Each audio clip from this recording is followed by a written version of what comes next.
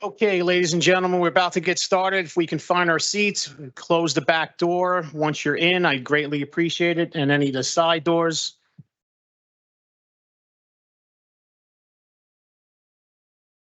Thank you very much. Good afternoon, everyone. We are on the record. Today is Monday, the 6th day of November in the year 2023.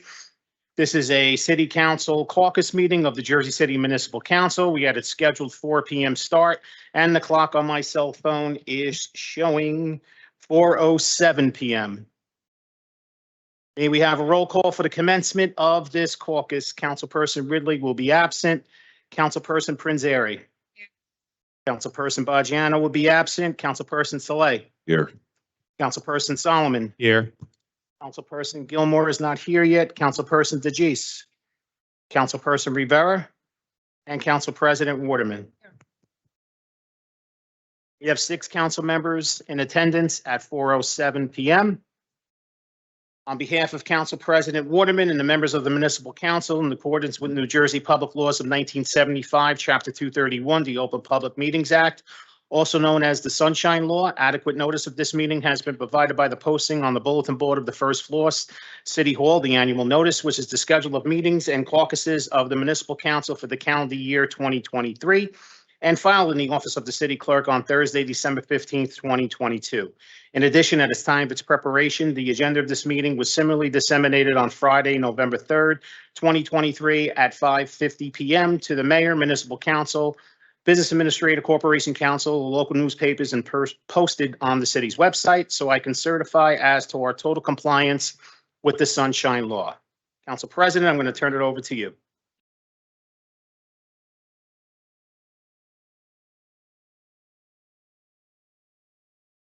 Good evening, Council President, President Pro Tempore, Council members. The Department of Public Safety has 3 resolutions on tonight's agenda. The first one is Agenda Item 10.22, Resolution 23-818, authorizing a contract to Safeware Incorporated to maintain and repair services for radios. It's awarded through a co-op, the U.S. Communities Government Purchasing Alliance, and it's in the amount of $142,045.44.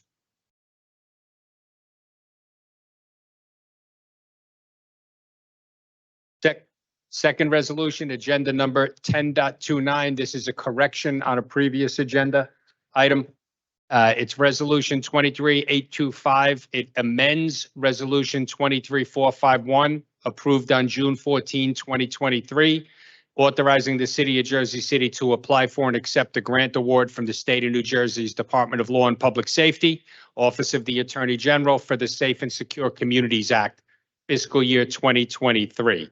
It merely amends it to correct the fact that by accepting the $108,000 that goes to defray the salaries of 6 police officers, our local match is $220,000, not $440,000, as erroneously reported in the original resolution.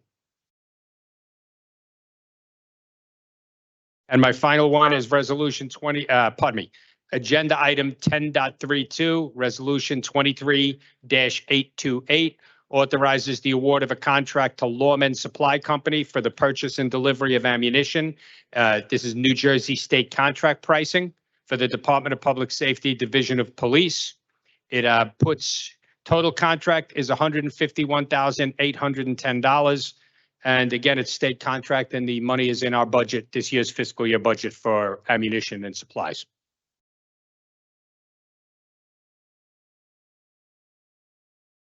Thank you, Council President, President Pro Tempore, council members.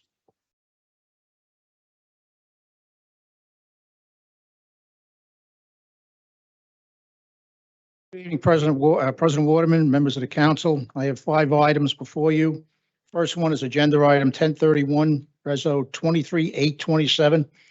This resolution will award a contract to Lime Computer Systems to renew the annual license for the RAVE Mobile Safety Smart 911 Emergency City Notification System. Total amount of the contract is $91,196.40. It's funded under the FY22 UASI grant. Is that the Alert JC that is the mass? What is that? This system? Is this the Emergency alert system. It's the alert JC Yeah. that we, okay. Next one is item 1043, 23-839. Resolution will order a one-year open-end contract to Verizon Communications, DBA Verizon Connect Fleet Services, for the purchase of GPS services for the city's automotive fleet through the Sourcewell Cooperative Purchasing System. Total amount of the contract is $417,720, with an initial encumbrance of $10,000.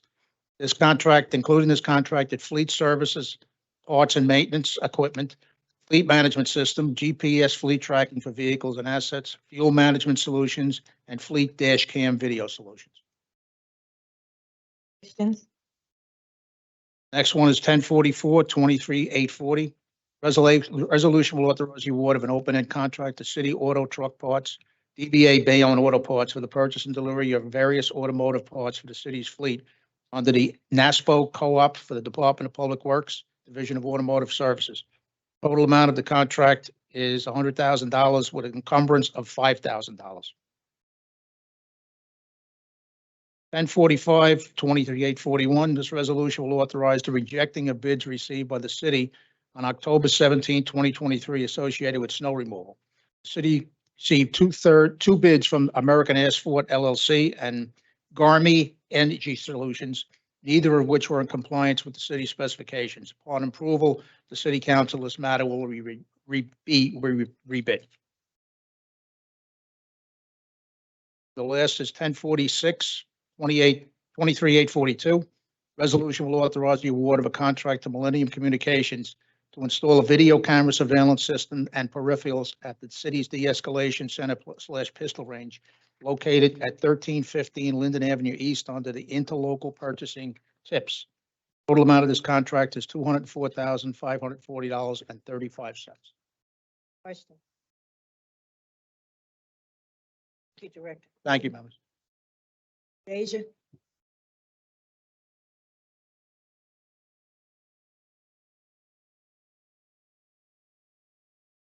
Good afternoon, members of the council.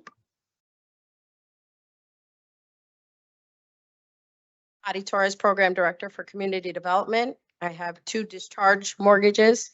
Agenda item 10.24, Resolution 23-820. The owner of 10 Eastview Court borrowed $32,000 from Community Development to purchase their home under the Golden Neighborhood Homeownership Program. They have met the requirements of this lien and we request discharge of mortgage.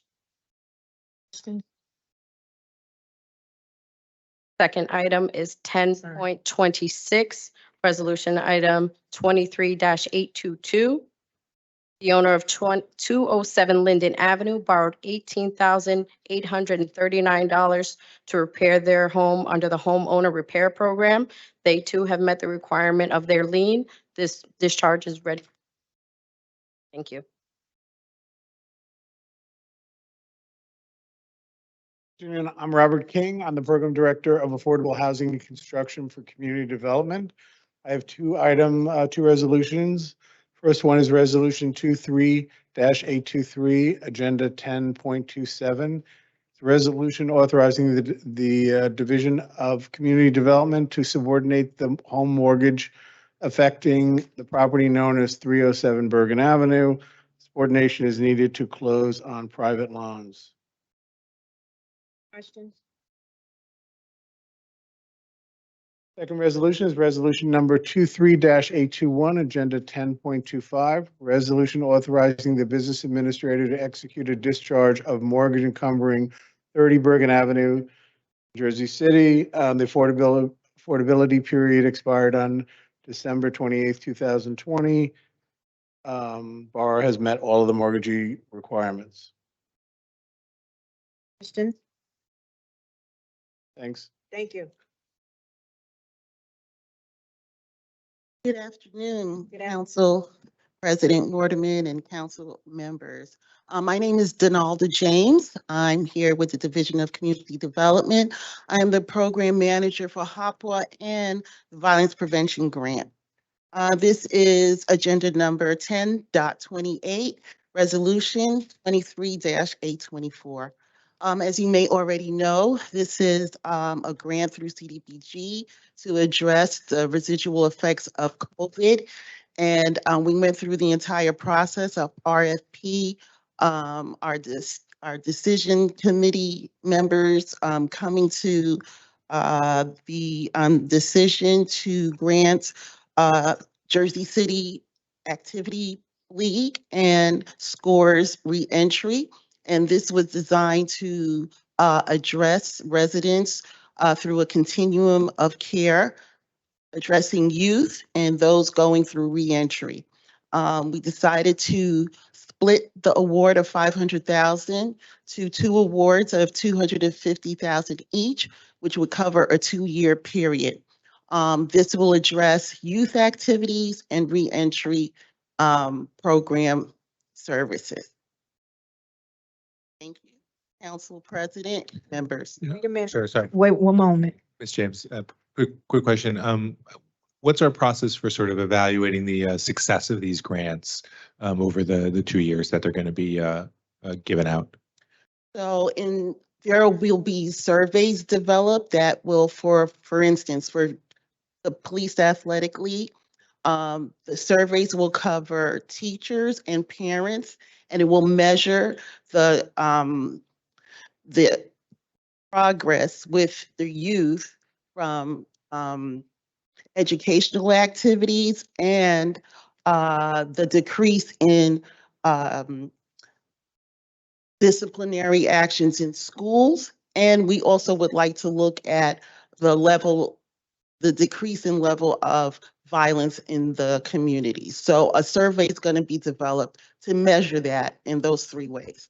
And then also with Scores Reentry, they have their own process, but how effective they will be when it comes to recidivism. How many people do actually stay out of the system as opposed to how many return. Okay, great. Thank you. We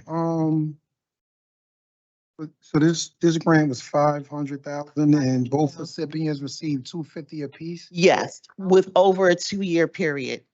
over a 2-year period. So literally, it's really 125,000 a year for the next 2 years for each participant. How many other organizations? Are under this grant? Just these 2. It's those 2? Mm-hmm. That's an issue. The issue not because these are not good entities, but whenever fund is available, we want to make sure the information is out there in a way where a lot of people know about it. Because one of my biggest pet peeves is seeing the same recipients of certain monies, right? When I walk the community and I see a bunch of different organizations, and this is not to say that these particular organizations are not doing the work. I'm just saying to allow others the opportunity to get these funds and see what they need. Okay, so the RFP went out and it went out, it was disseminated the way all RFPs are. We only got really 4 applications back. And within even that, it was very difficult to come to a conclusion. Many of the applications were incomplete, and so really based on the 4 complete applications, these 2 stood out to be our best candidates at the time. I do understand, and even, from being a Jersey City resident in the past, that getting the right information to the right people is a big problem. And I think that's something that we need to work on. But these were the 4 that completed and went through the process, and with much deliberation, this is what we came to. And Councilman, I just want to jump in there on behalf of the Division of Community Development. Know that we are putting procedures in place. We will have a technical assistance session where we try to build capacity with the nonprofits in the community. Being in receipt of these federal funds do have a lot of rules, regulations, and guidelines. So we just want to help the organizations build their own capacity so that they are able to accept these funds and perform for us successful. Yeah, do we have the I guess that would be the capacity to essentially educate, because a lot of time people get scared of the grants because of the language and how long it look, but when you really break it, it's not really rocket science. So do we have the capacity to, I guess, do workshops with these different organizations to let them, to act, well, show them what you're looking for when these grants are coming up, how often they're coming up. So this one is 2 years, so it's essentially down the drain in essence. But if we can get ahead of the ball for, I guess, whatever 26 would be, just to like have some type of educational seminar to advise people, hey, they're looking for this, they're looking for this. How do we get you guys there? How can we help you? I mean, at some point, they're gonna have to do their due diligence on their own, but if we can give them a mechanism to help them do that. And then I would like to see that with just grants across the board, whether it's grants for youth services, grants for rehabbing your house, grants like just for everything, because I believe that education, hence the name Educational Gilmore, is the most important element that we need to consider when, we're dispersing these grants. DCD will certainly take all that information under consideration. Just wanted to reiterate, we do have a standing yearly technical assistance session to provide this information to all interested parties. Prior to me going out on leave, I was hosting a once monthly open house for anyone who was interested in getting extra information about all of our grant services. And just like Donalda is here, all of our grant managers are available on a one-to-one basis, 8:30 to 4:30, Monday through Friday, to answer any questions anyone has in the community about the grants we offer. Yes, I want to iterate too, because call in as service providers call in and ask, we invite them in for a one-to-one. I've met with several nonprofits who are interested in trying to get grants from us. And I sit down, Tashelle and I sit down with them individually and explain the process. Unfortunately, many of them do not meet the criteria, and we give them the tools of what it's going to take for them to get there. So we are open and we meet with them one-to-one at any time. Okay. Thank you. Get after. So I just wanted to mark Councilperson Gilmore present at 4:11 PM. So we now have 7 council members present at 4:11. Go ahead, Council President. Ennis,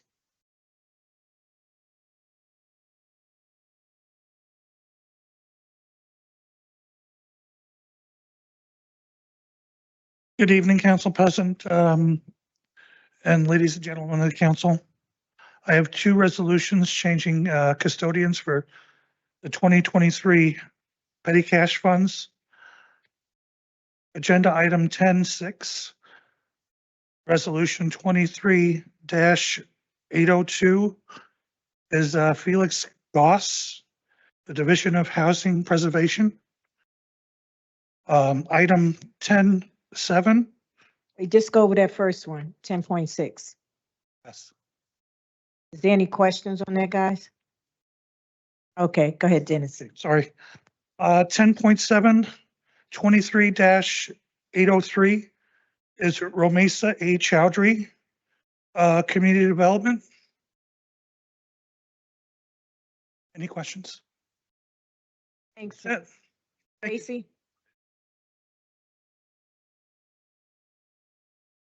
Good evening, Council President and Council. I have 3 resolutions for you today. The first is 1017, a resolution authorizing distribution of the U.S. EPA grant to the Greater Neighborhood Alliance to enhance residential quality of life issues. I'm going to read 1018 and then I'll explain the grant, and then and then there's 1018, a resolution authorizing the execution of a grant agreement with Sustainable Jersey City to enhance the quality of life. You may recall in 2021, we submitted an application to the Environmental Protection Agency to do climate control related work that impacts health. And we are working with the Housing Authority and neighborhoods in Ward A and F. And so there is a series of grant dollars that are part of the grant that was designed by Rutgers, and you approved that several months ago. Only municipalities could apply for this grant. So we applied for this grant for this project that Sustainable Jersey City, at the time it was Greenville Neighborhood Association. Now it's the Greater Neighborhood Alliance. And Rutgers is doing in the Housing Authority and in Wards A and F. So we're working with the Housing Authority and Rutgers. Our team is really just managing the paperwork and the distribution of funds. This is really being led by the Greater Neighborhood Alliance and Sustainable Jersey City. I think the only person that I actually really sent information to is Councilman Gilmore, because he had asked about climate and air quality. And so this, what you approved last week with Wilbur Technologies, was technology to capture climate and air quality in 2 of the housing authority sites and monitoring that over the course of 3 years. This grant started September 1.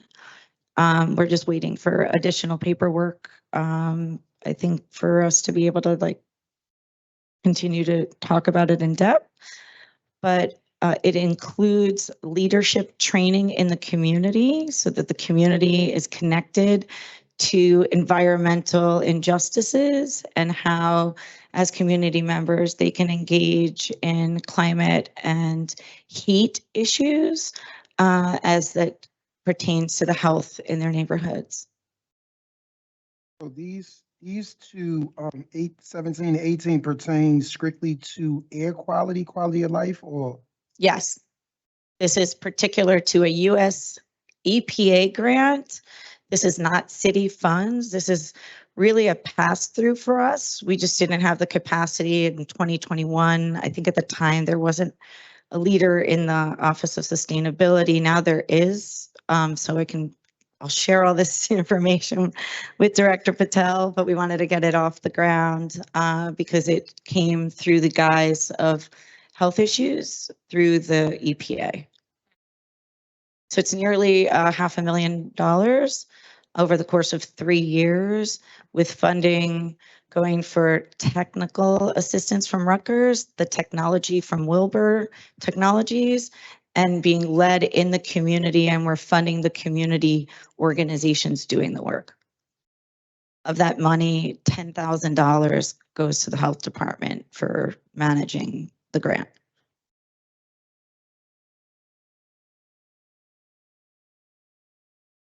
Okay, so the next one is the awaited conversation, 1052. A resolution authorizing the award of a competitive bid contract to the Jersey City Medical Center to provide community crisis response to 911 behavioral health call services. There was a request for Jersey City Medical Center to be present to answer questions.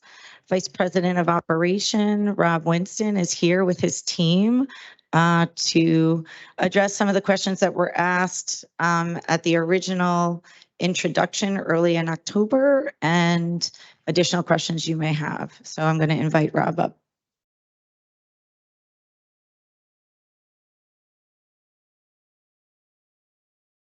Just bring the mic up to you.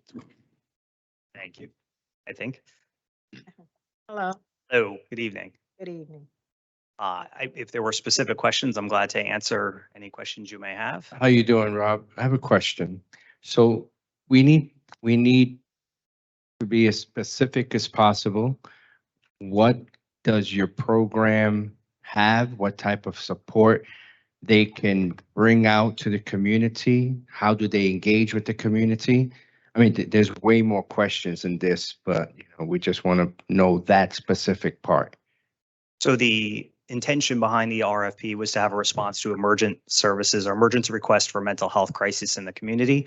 So the way this was accomplished through our proposal would be to embed a mental health clinician, a licensed clinician, whether it be social worker, professional counselor, et cetera, within the 911 call center.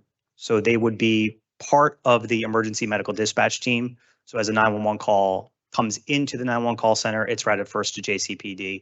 Once they determine that it is a medical or a mental health concern, it will get diverted to the emergency medical dispatch.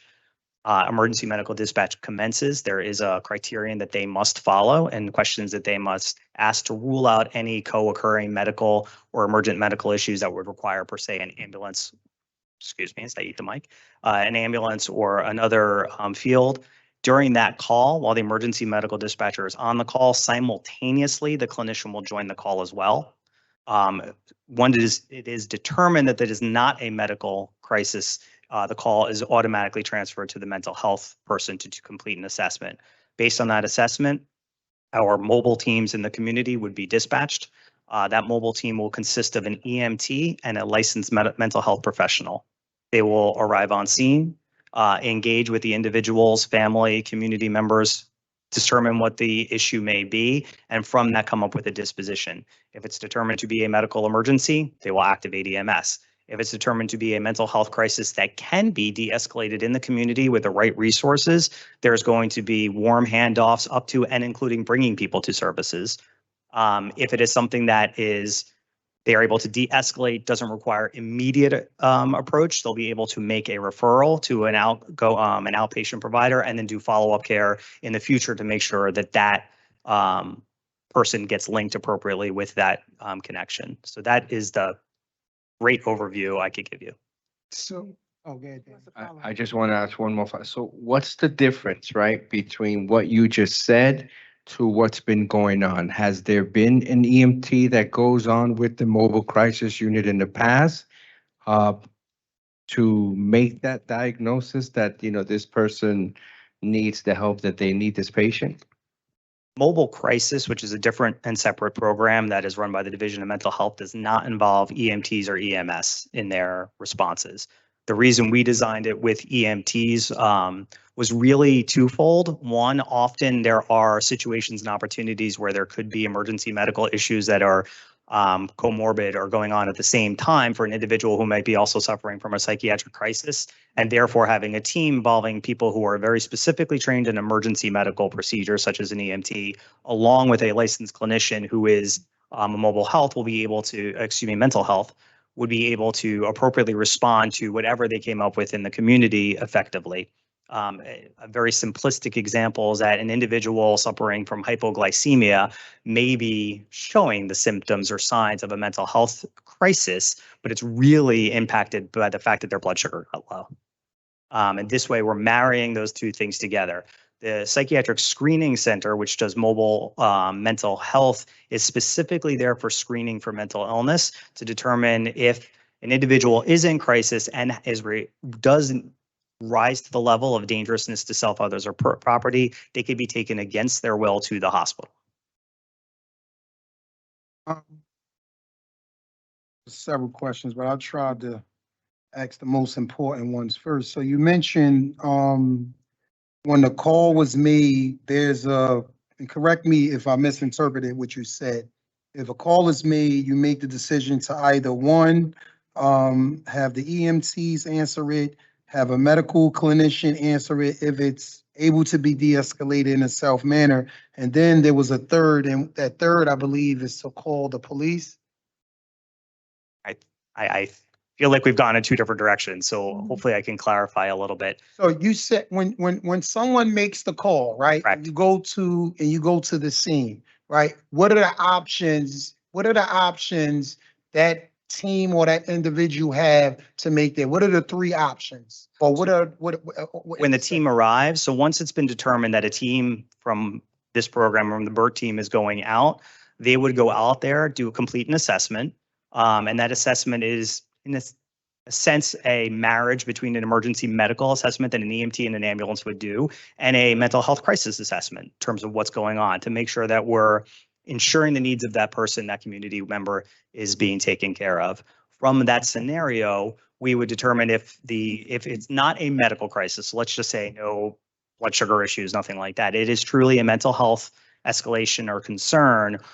Could the person be de-escalated in the community and get the appropriate resources, including perhaps taking them to a mental health urgent care center, taking them to our Hope Hub, which is a variation of an urgent care center, or if it could also be managed where it simply needed somebody to walk through a de-escalation process. So as somebody who's having a panic attack per se, right? They're able to be calmed down, they get their ground under them, they feel like the ground is under them, they don't require immediate intervention necessarily from an urgent care or from like that. We would give them a connection to a provider in the community. We would make sure on follow-up that they actually go. And then the third would be if they do require to go to the hospital, that we would arrange for transport to the hospital.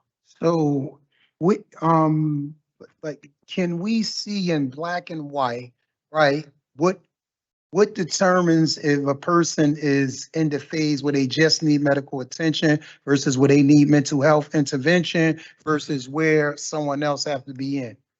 Because that's what I'm struggling to see. I mean, it's in theory, it sounds good, but I want to see if we can have in black and white, like trigger, if this happened, and this happened, is a possibility, maybe we need to be going to this route.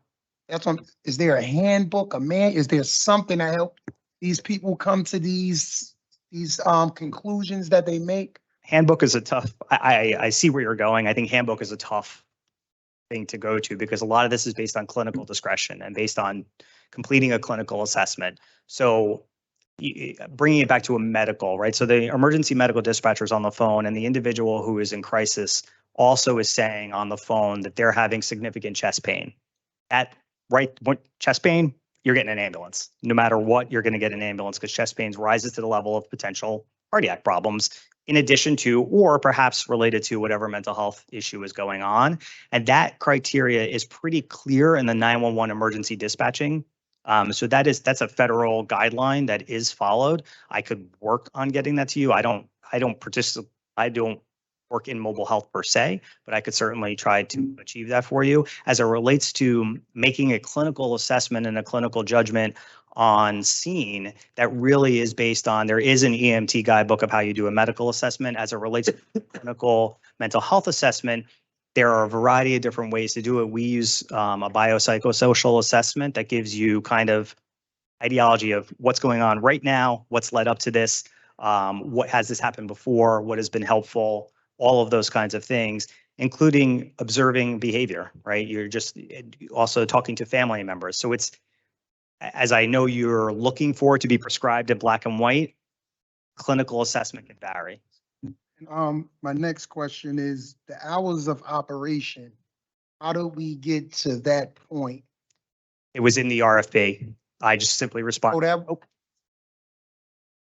So the original RFP that went out in 2022 had a 16-hour, 7-day-a-week request, and the proposals that came back were $4 million, and the council only allocated $1.2 million. So we had to go back and figure out like how to get within the budget that the council gave us to do this work. So we then put the RFP out a third time because the first time nobody applied. And so we have to cut hours to get into the budget that you approved. So if you approve a larger budget, we're just going to have to go to RFP again. But that's not the budget that is in my budget. And I already am at the max of my budget at 1.2 million. And so things cost a lot more than we anticipate. I think you've heard that before from a lot of division and department directors. Council, just from a budgetary and procurement process, we could expand it an additional 20% before going out to bid again. And we could also work with the vendor that's selected to change hours if we see maybe we want to shift from say 9 to 5 to 11 to 7, it'll all be through contract amendments, but in order to actually do an RFP again, it would have to exceed the 20% of the annual cost. Okay. All right. So that was more internal. Rob, I guess my last, and I'll have follow-up questions, but I want to give my colleagues some chance to ask questions. With regards to the startup fee, I've seen some where it spoke to ambulance vehicles being used for this program? Response vehicles, not ambulances. They would be cars. It will be cars at that price? It was like 300 and some thousand. Well, it was three, I have to go back to my notes. Hold on one second. It was Okay. 3 vehicles, and it also included radios for the vehicles, lights for the vehicles in case we are obstructing traffic and you needed to be able to do that. So just give me 3 seconds and I'll refer back.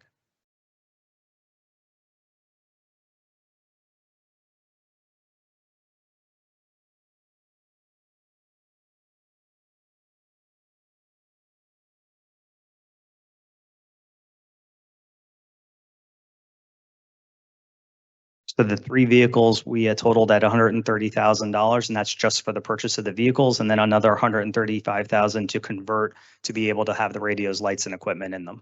And these vehicles will only be used for this particular Correct. program? Yes. Questions, go ahead. Sure, yeah. One thing I just wanted to kind of slightly disagree with what Director Flanagan said about the budget.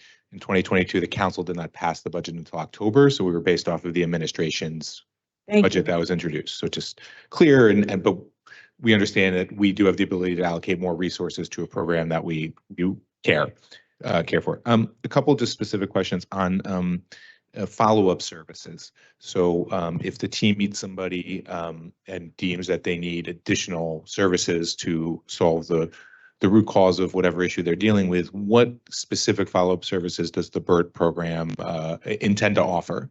It'll be a warm handoff, meaning that the fact that an individual will have the opportunity, if they wish, because consumer choice, to have our BERT team members help them get their first appointment, help them secure transportation up to and including us being able to transport in a non-emergent time, and making sure they have that connection with that provider and make sure it is the right fit for that provider.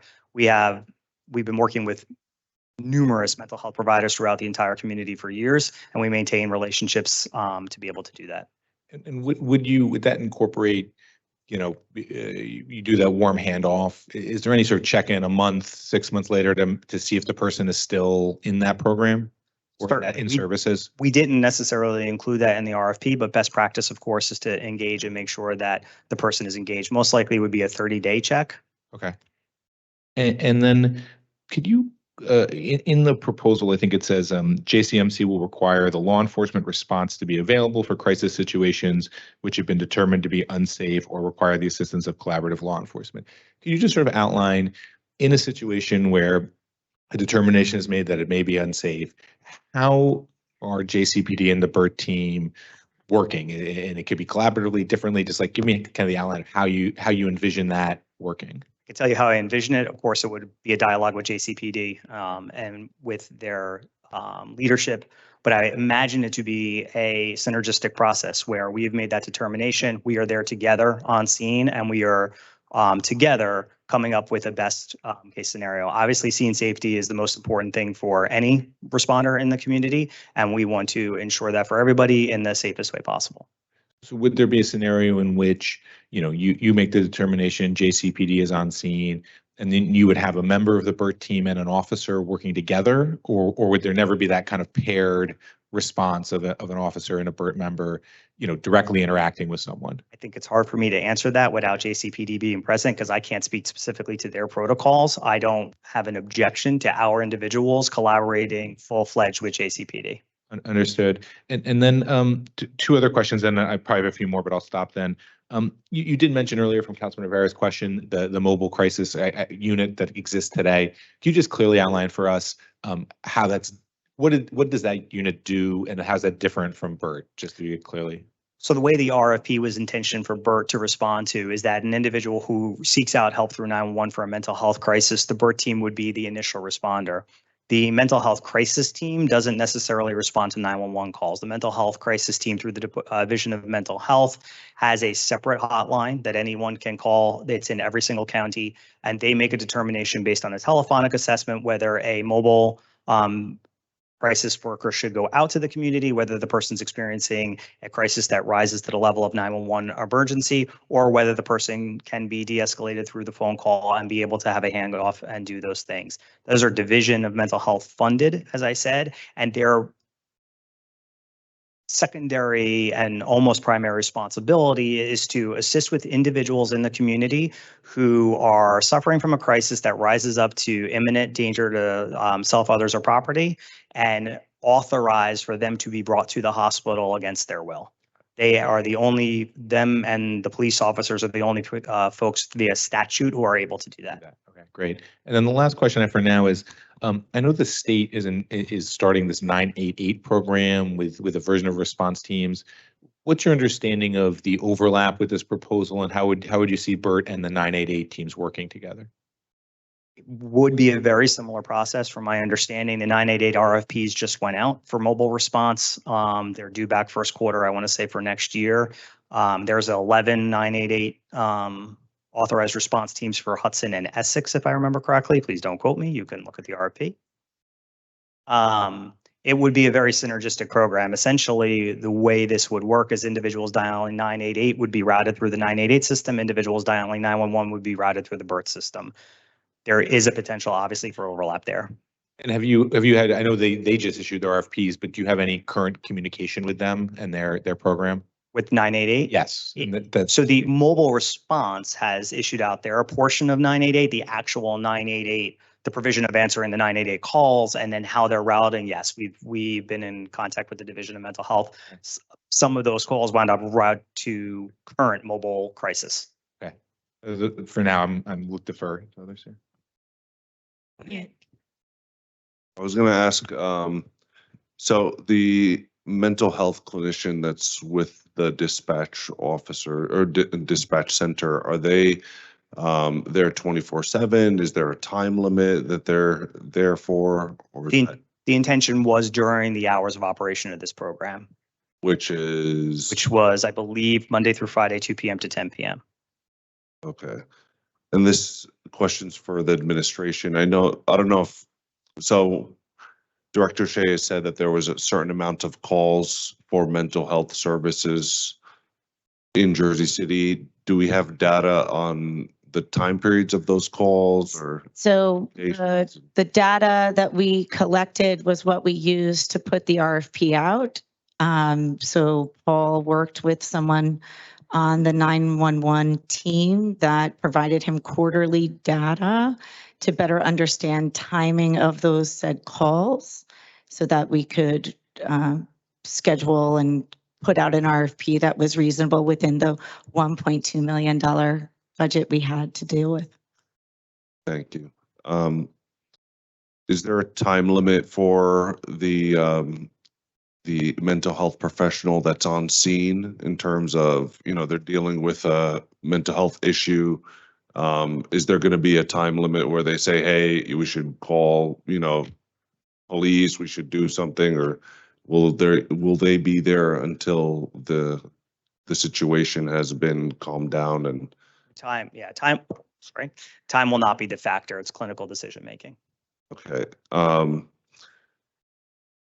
Is this modeled after any best practices across the country, or what is the what's it called, the what's the word, is there any theory or is there anything that is behind the response? I'm sorry, I'm brain fart right now. So we did model this. We looked at several different models throughout the country. The model we settled on that we wanted to emulate, if you will, was a model coming out of Austin, Texas. This is based on their MCOT model, EMCOT.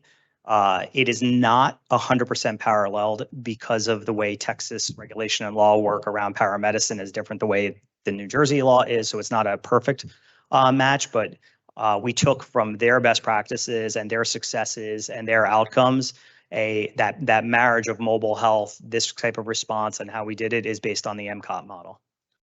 And you said that someone, if they were deemed like a threat to themselves, the community, or the mental health professionals there, that they'd be taken against their will. Is that? So that's just a nuance of the law. So individual suffering from mental health crisis, so an individual who is suicidal, let's say, if they voluntarily are in agreement to go to the hospital, then we take them to the hospital. If the individual is suicidal, it is considered to be credible based on the clinical decision-making of the person, but the person's refusing to go to the hospital. But the clinician there does believe that if they leave this person, the chances of suicide are great, and therefore that risk outweighs it, then a person would be taking involuntarily against their will. And will you be providing the council with metrics after the first year or quarterly, or how will we get updates as to the? You'll get updates from assessment? the Department of Health and Human Services. Okay, is that annually or biannually or quarterly or? We'll happily give you monthly, quarterly, annually. In order for them to get paid on a monthly basis, they will submit a report to us. That report would go aligned with a partial payment voucher that goes to the accounting office that can absolutely be in your claims packet. Any way you want to get that information, you'll get that information. It's probably best you just give it to us monthly. This is all new, so it's probably best we get it monthly. Can you speak a little bit with the training that has to be done with our current 911 dispatchers and your group? Sure. 911 dispatchers, there is not actually a lot of training because their specific role is emergency medical dispatch, which is a certification that they obtain. It already includes the mental health assessments. They're already currently doing that. In terms of the training that would be provided for the mental health clinician who is in there, it would be very similar training to the individuals who are on also responding into the field. We're going to be doing a telephonic assessment very similar to what would be done in the field, with the exception of that it would be on the telephone and it would be considered rapid. That training, we are going to partner with Austin. The city of Austin, I already have spoken to them, and they are willing to help provide us with some of the training they've done, in addition to leveraging some of the Division of Mental Health trainings, as well as some of internal trainings that we have in terms of completing those assessments. Additionally, the folks that we intend to hire will be licensed professionals, so they will have also completed the necessary coursework, education, supervised time to be able to practice in the state of New Jersey. But even on the basic instructions of, the call comes in, they ask those series of questions and they feel the need to disperse the mobile unit. How, they're obviously need to know who to contact and the right hours, who's taking the lead on that. So we would take the lead between mobile health. So the mobile health leadership at the Emergency Medical Dispatch Center in the center are all going to understand our paradigm. It is in the RFP, kind of the little branch tree of what goes where and how it goes. So they're going to be the operational supervision layer, but individually the clinician will in some sense be a master of that algorithm to ensure that they're arriving at the best and most appropriate response. And in the event that a call comes in on the non-working hours of the mobile unit, are our current 911 dispatchers able to reach out during your working hours to say, hey, we got a phone call, it was a bit disturbing. We would have called for you guys had you been, work on the working hours. Could you do a follow-up, or could you, go and investigate this more? Yes. And there'll be training for that too. I just want to know how the current 911 dispatchers are being brought into this fold and understand everything that we're outlining to them. Yeah, I mean, that was not a specific component, but in you saying it, it is a great idea. So yes, we will ensure that in a situation where there is a potential for follow-up or a concern specifically from the dispatch center, we would do that. Often in those times, though, to be very clear, if it's going to the emergency medical dispatcher, they are sending somebody to the house, typically an ambulance if it's at emergency medical dispatch, who often would be bringing the person to the hospital, in which case they're automatically going to get some type of follow-up care. Thank you. So you had mentioned that you're using the MCOP model from Austin, Texas. What is the success rate of that model? How long has this model been in place? And then, for me, I have some very serious concerns about the telephonic piece of it, because if somebody is in crisis, they may hang up a number of times. They may not be able to articulate. They may not really know what whoever is taking the call from dispatch may not know what they're actually, dealing with. As somebody who has seen mental breaks in my own family, it's very hard for them to articulate that. So I just, so I'm not being very clear with my question. So first of all, can you speak to the MCOP model piece? Sure. And then can you speak to the telephonic piece? And then finally, are there any departments, divisions within medical center that already have this experience? Because it sounds like you're going to be training them as the program's getting up and running. So I'm just trying to better understand that too. I will go hopefully one at a time through all of Okay. that. Number one, there is data and information on MCOT, and unfortunately, I do not have that with me to share. I can kind of get that for the council. You can send it to the council, that'd be. Yes, there is a successful component. I will tell you that it is a parallel. It is not an equivalent model because of some of the things that they're doing that we will not be able to do. Understand that. So that I will be able to get that for you, and I'll work on that. I believe there was a second question, but I can't remember. So for right now, I'll go to the telephonic thing. You're 100% right. In the process of doing that, the emergency medical dispatchers who are going to be paired with the clinicians, if an individual does drop the call, there are scenarios for all of that in terms of if anyone drops a 911 call, it typically requires a response, and this would not be any different than that. So if an individual has already stated that they are having a mental health crisis and does require a response, and yet the call drops, they can't articulate, or what they are articulation may not make sense, we would respond accordingly. So that will be part of the dispatch. There's never a scenario where someone gets into this system and is unable to have someone outreach. The only exception potentially could be, and it's a fault of 911 in general, if an individual calls from a cell phone and we don't have their exact location and they don't give it to us. That would be the only exception to the rule. But agreed that certainly an individual in crisis may not be able to communicate well. In terms of the training piece and what do we do currently, we currently are doing the the mental health crisis line through the Division of Mental Health, which is also very prescribed. There also is training that is prescribed for those individuals in terms of becoming a certified screener. Training we will be doing is modeled after that training. State of New Jersey does not allow anyone who is not working for a screening center to become a screener. However, we can leverage the education in that possible. So the individuals working for BERT will not be screeners, meaning they can't take someone against their will. However, they're going to get a similar training and assessment and making a determination for the best cause for that patient. Could I ask one question? I'm just concerned here because it seemed like you just kind of mapping this out like this is the way this is going to happen. My concern is though, when you have a person in crisis, you send your team out, okay, and they don't volunteer to go. At any point, do you call the police department? That's what I'm concerned about, because then what happens then? So Because you're mapping it out like this is all like ABC, but. To back up a second, yes, I am mapping it out that way because, of course, on a piece of paper, that's how this lives. In general, in making clinical decision making, we all know that we have to make choices in the world. Is there a scenario in which a police may be requested by individuals on scene to respond? Yes, there is that scenario. It has to do with safety and or, again, coming back to taking someone against their will. The only people in the state of New Jersey who can do that are screeners and police departments. And the screeners are authorizing police to take custody. That is the way the screening law works in the state of New Jersey. So there is a potential for the police to be there. The only other potential would be is if it is deemed to be an unsafe scenario, police could be requested. So Go ahead. Maybe you can help me with this scenario then. Daniel Rivera is going through a crisis. Daniel Rivera's family is right next to Daniel Rivera. They're flipping out. They call who? 911, right?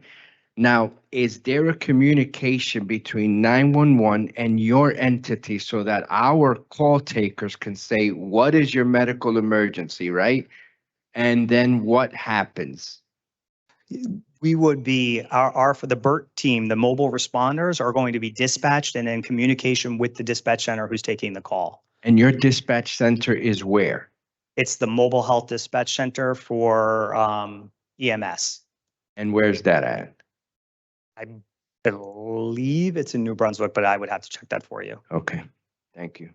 So, you said, and before I forget, Director Flame, you can give us that data that Paul looked at came to the conclusion of Monday through whatever that is, if we can get a copy of that data? Yeah, we can actually, Paul's on vacation this week. I can see what I was copied on when he was setting this up, but is it Rosemary who's in 911? Is that her name? I think that's who we got all the data from. No, so I mean, we can get it from the public safety side. Yep. All right. And also, I think to Councilman Saleh's question, he asked if there were a time limit that the clinician had to de-escalate. Your answer to that was no, correct? Sorry, please repeat the question. I'm sorry. He asked something to the effect of it being a time frame that the clinician had to de-escalate the situation, and you said time is not taken into consideration, or? Not like that. No, it's clinical decision making. No, So meaning that But the way I interpret that, an individual is on scene for an hour and 20 minutes, and the clinician believes that they are making progress, that they're doing the right thing. They are going to keep staying until they feel clinically they've come to a justification. They've come to one of the end of the branches. The person needs to go. The person doesn't need to. Is there a minimum threshold? Minimum? Like, they have to try to de-escalate, I don't know, for at least an hour or whatever, a minimum threshold. It's going to be based on clinical decision making. So there will not be a minimum. An individual suffering from a panic attack, as an example, could be de-escalated in 10 to 15 minutes. I don't know. I've just seen so many instances where implicit bias played a role in decision making and stuff like that. So I would like to see, like, there has to be a bottom line saying that you have to, once you determine what type of episode an individual is on, there should be some bottom line. Like, there has to be at least this amount of intervention before, I don't know, it's escalated to have police called in. And the reason why I'm harping on that so much, because I've seen instances where, well, I guess these wasn't the professionals you're talking about, but I've seen instances where some people were more patient in situations, and then I've seen other situations where people wasn't so patient and they got aggravated. Right? So for me, this is like, the program on paper sounds good, sounds like a match made in heaven. However, we don't live on paper, we live in reality, right? And I just, with this current proposal, I just don't feel comfortable, because there's a lot of, it's a lot of gray area. It's a lot of gray area. I would like to have seen some more exact, in-depth, and I get it, like you said, it's a first-time program. You're taking some things from some program in Houston, and I get all of that. I just think for the state that we're in now, we need something a little more concrete. We need more dialogue. We need more back and forth. Because it's a huge issue. We have a huge mental health issue in Jersey City, and to be completely frank, I'm not pleased with the way Medical Center handle incidents now. Case in point, I was just there, and someone, I don't know if he's high or whatever, but they kicked him off the hospital premises only to say that we can't intervene because he's in the public right of way. And I seen this with my own eyes. Right. So I seen this act. I seen how medical center interact predominantly people from Black and brown communities. Right. So I just want to really make sure we are getting this right. I know I've been yelling at Director Flanagan, we have to get a program, but I also want to make sure we're doing it in the right manner. And I'm not sold on it right now. Let me ask the director something. Is there a board?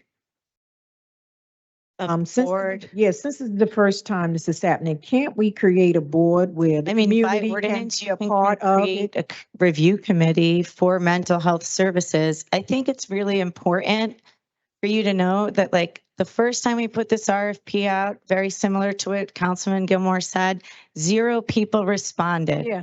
The second time, the response that was local was $4 million. So someone that knew and understood our community said to do this, it cost $4 million. We then had to go back because we were locked into a budget. And I said this several times. I said this in my budget hearing. this is where we are. So if we can dedicate more money, then we can get more services, right? Because it's really important to, if this is a 3 or 4 shift experience, or even 5 shifts, right? The average person, if they're working 40 hours, there's the 7 a.m. to 3 p.m., there's a 3 p.m. to 11 p.m., there's 11 p.m. back to 7 a.m., and that's just Monday through Friday, But right? based A on what the licensed BA social said, he said worker. we can add 20%. Yeah, that Right. could maybe cover weekends, right? Because So 5 money days is a not the week- problem. Now he said we can add it. So Yeah. we just trying to get it right now. Yeah, of Since he course said we it want to get it publicly, right. We can add the money. Yeah, 20%, he said, Right. but Do anything more than that. 20%, and we could work with the selected vendor. I don't want to speak as if it's a given, to adjust the hours. If we say, well, the data is based on this, however, we want to adjust it in 2 hours later instead of starting later, we could work with that as well. And the 20% would obviously be to offset hours that were not mentioned in the RFP. Because the councilman, he's not comfortable with this. So I'm just trying to figure Yeah, out a no, way, because the hear and public want things needs, clear. I public think, needs to be a part of it too. well, so Okay. if there is a committee, an oversight committee, then there can be an ordinance Okay. drafted for an oversight committee where you Okay. can include the public, but as part of the state law in purchasing, they're not included in the purchasing process. We had 5 city employees, all with mental health backgrounds or running programs in that field, working on this. I think that you're the council, you tell us, you create the laws, I follow the laws you create. I want more money. I ask for more money every single time I'm in front of people. You can ask everyone sitting at this table. I'm like, I need more money. But most of the work that I do is very prescribed by grants, and this is not one of our grants, Right. right? Right. So, Okay. Director, in light of all that, and in light of there being an additional 20%, is there a possibility for us to have this advisory committee with community input and all that? Absolutely. No, let me finish. Before we go to them, before we go to medical. So we did have a center, series of conversations with JC together. They asked us, and they asked several councilmen, you included, to commit $1.2 million to this cause. Mhm. You did, right? Several council people did. We took exactly what they asked us. We reviewed all of the things that they talked to us about. We sat in 2 or 3 meetings with community members from JC together to create the RFP. The first time we went out to RFP, we didn't get a response. I think people weren't happy, but I don't know how that bid sync process might be scary for some people. I'm not on that side of the business. We have to write an RFP. We were writing an RFP in the middle of COVID. We did not have enough capacity to do everything you ask of me. I do everything within the budget I'm given. And I've come in front of the council many times and said, you cut money from my Meals on Wheels. I can't afford the meals because you cut the money from the Meals on Wheels. You cut the money from this, you cut the money from that. And you cut those dollars. Maybe it's cut in between me sending it in and you getting it. But then when I see you, and I had 3 different meetings about the 2023 budget, I had a pre-meeting and another pre-meeting and then my budget hearing. All 3 meetings, I discussed that I needed more money to do the things that you would like me to do. I'm very open to community input.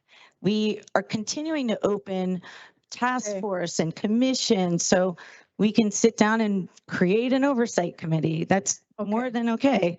The thing is, it's going to take 2 meetings in 20 days. So we need to really think through the process to make that happen. Of course, that's important. Sure. We are doing it because we tried to do that internally with other programs that we're no longer contracting with because they didn't serve the residents as we felt.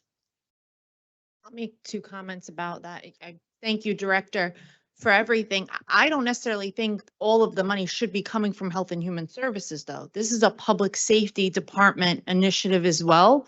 I know that that's not going to be a very popular thing, but some of the funding should come from the Department of Public Safety to train some of our officers and current dispatchers on mental health resources and de-escalation strategies as well. So I don't think it should only be on your department. You've done a lot of work on managing this and putting it together with a very limited budget. I don't know if public safety can allocate some money towards this, as well as it's going to greatly help their, officers, firefighters, and, all of the public safety officers.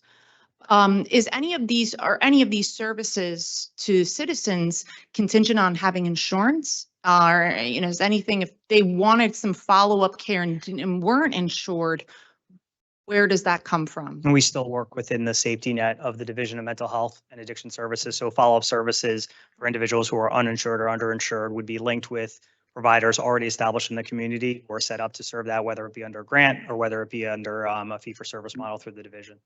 There are a lot of nonprofit and religious agencies in the city that do work with the mental health community, or in the mental health realm, I should say. Is there a way for us to connect with them on some of these initiatives and referrals in and out? Yes, absolutely. We do that now. Thank you.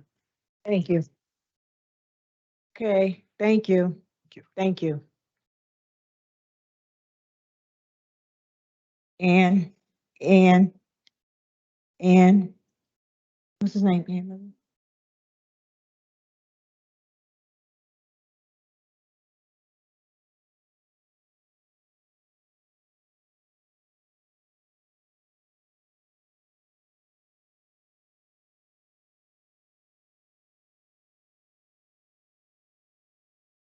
Okay. That's a conversation we're gonna have with them, Anne Marie. I'll make sure, because he should have, but okay, I know you're passionate. Believe me, I get it. All right. Chiron.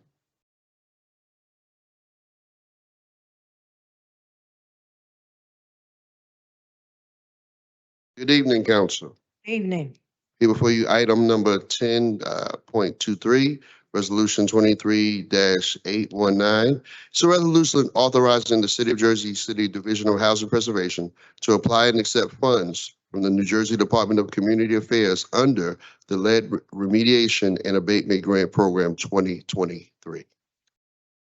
This program is pretty much something modeled, it's not exactly, but it's modeled after something North did, so that if low-income citizens, let me just pull up the numbers specifically, for households whose income are at or below 80% of the area median income for the county, what they can do is that now, if they find that they have lead and it needs to be remediated, they can apply. And so these funds are to help them to remediate the problem. Each household can qualify for up to $13,000 per remediation. It also includes some temporary relocation funds. So basically, this is just another way to help the community, so that as we're doing these lead inspections, if we find people who actually need to be abatement, remediation, and they don't have the funds, we now can have the funds that they can apply for to help them fix that problem. Do we already have it mapped out where we think the high level of lead is? Well, no, we don't have it mapped out to where we think the high level of lead is. Of course, there's more of a bench with, I believe, children 6 and under. Okay. But we, like I said the last time, we have found out that we have at least 28,000 units that are qualified who's going to have to be inspected. Okay. Council President, what we do first is look at the age of the infrastructure. And, From that point is the age Yeah. of the, okay. the age of the infrastructure would determine if lead paint was used at the time, Gotcha. or newer models Mhm. since past that. Okay. All right. Any questions? Thank you. Thank you. Thank you. Danny.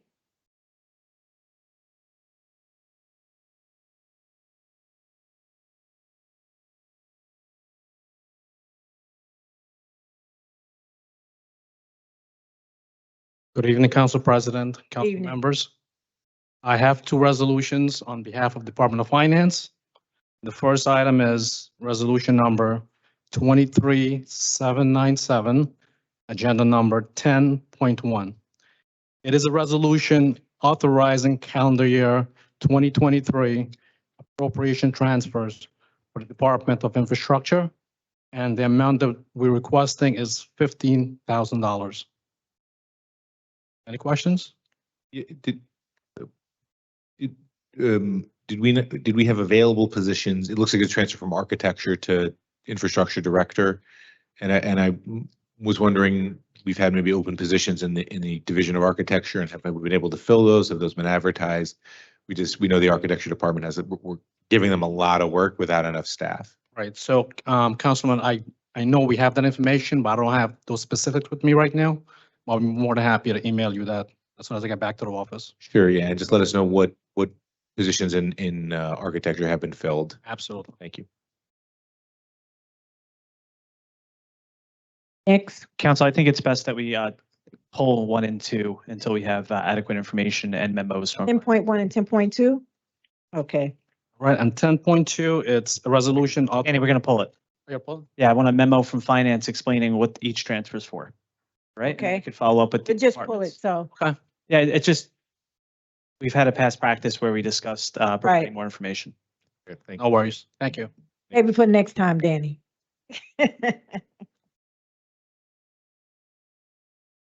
Matt Ward.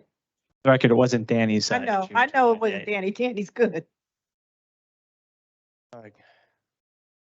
Good evening, Council President and the rest of the council. Good evening. I'm here with 2 resolutions and a first reading ordinance. I'll start with resolution 10.39, resolution 23-835. This is a resolution of the Municipal Council authorizing the planning board to study an amendment to the Powerhouse Arts District redevelopment plan. Attached to this resolution is a scope of the amendment that's under study. That is to add educational uses to the list of permitted principal uses in this redevelopment plan. Questions? Yeah, what's the reason for, expanding it to educational uses, and what do you envision there? Sure. So there are currently there's operating daycares in the Powerhouse Arts District redevelopment plan, and they are seeking to expand the grades that they service.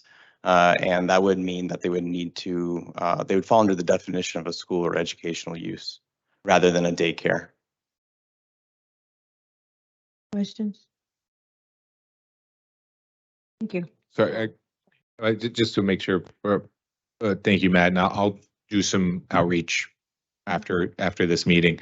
But I wanted to just make sure so this refers it to planning board reviews it, provides an advisory opinion, and then it comes back to the council for a first reading and then a second reading.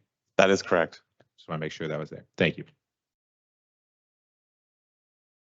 Next one, Matt. Okay, similar resolution. This is agenda item 10.40, resolution 23-836, a resolution of the Jersey City Municipal Council authorizing the planning board to prepare an amendment for the Jackson Hill redevelopment plan. In the contents of this resolution, we identify that we are particularly asking for permission to study an amendment that would allow drive-through uses at the current Dunkin' Donuts on MLK Drive. If you have been to the City Hall Annex in the morning rush, oftentimes you will be waiting at the intersection of Kearney and MLK because of the queuing to that Dunkin' Donuts. The operator there has tried to coordinate with the Special Improvement District ahead of this resolution being presented here to you tonight. Okay. In addition to this resolution is an attachment for a traffic impact assessment and a preliminary design on how to remedy the queuing issue. We are asking for permission to move forward with the study of this and the same process. Following the authorization to study this, we go to planning board with the requisite recommendation or change, and if they pass it, I would come back to City Council for consideration. Okay. Thanks, Matt. This is just pretty much the study. Okay. That's right. And the last one is a first reading ordinance, agenda item 3.4, ordinance 23-114. This is an ordinance authorizing the execution of a deed of easement for public access and also a setback as it relates to a zoning board of adjustments application. In the whereas statements of this ordinance, we reference resolution for case Z19-008. Contained in that approval were various conditions of approval, including these deeds of easement for public access to an open space plaza and a setback along Fayette, with the hopes that there is a future path station at that location. So this is a requirement of the developer pursuant to that approval, and staff coordinated with the law department to make sure that the form of these easements are acceptable. Any question, guys? Thank you, Matt.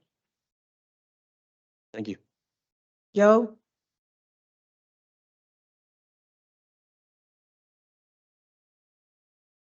Good evening, Council President and Council. I'm here on behalf of the Jersey City Municipal Utilities Authority with one resolution. Resolution number 23-801 on agenda number 10.5. This resolution represents a request for approval to expend funds on project Phase 5 water mains.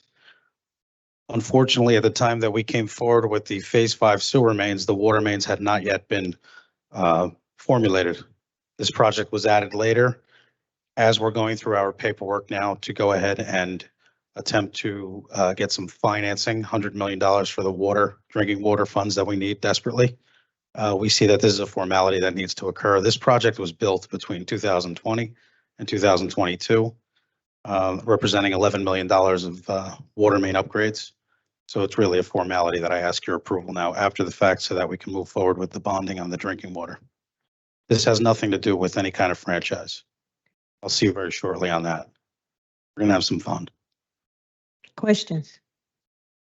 This is bonding that's being done by the MUA, and the city's just, we're providing, like, I guess, are we the I forget the exact phrase, but the last resort in case we're committing to pay it in case the MUA doesn't? That's exactly correct. Got it.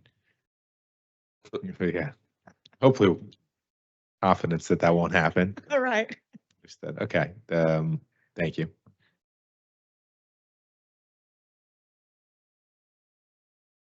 Thank you so much.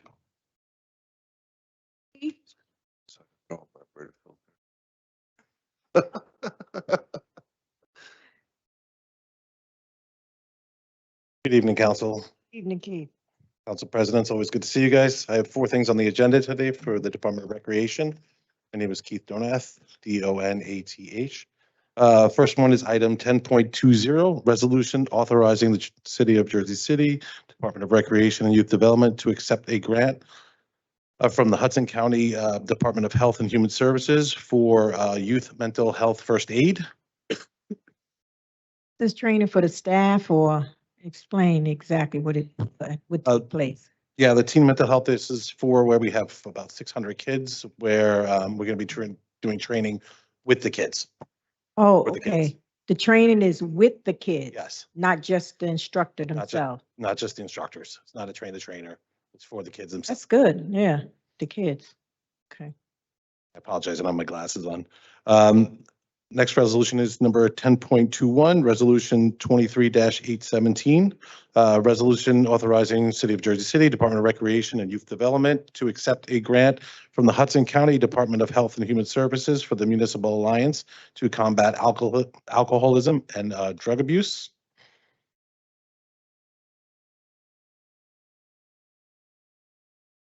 And then we have item 10.41, resolution 23-837, resolution authorizing execution agreement with the state of New Jersey Department of Military and Veterans Affairs, permitting the City of Jersey City to use the National Guard Armory at 678 Montgomery Street, Jersey City, New Jersey.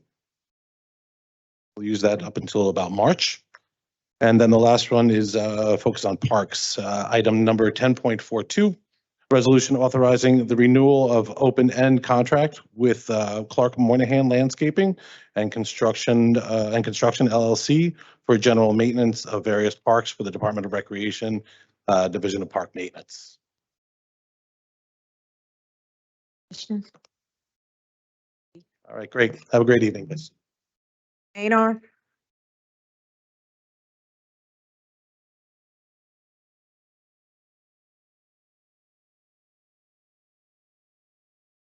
Good evening, Council President and council members. I have 4 resolutions in front of you this evening. The first is item number 10.57, resolution 23-853.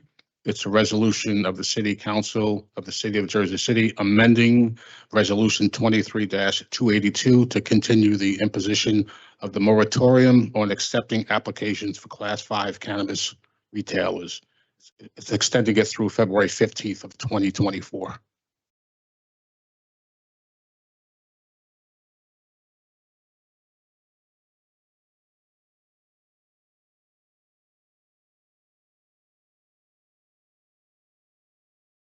The next resolution is item number 10.58.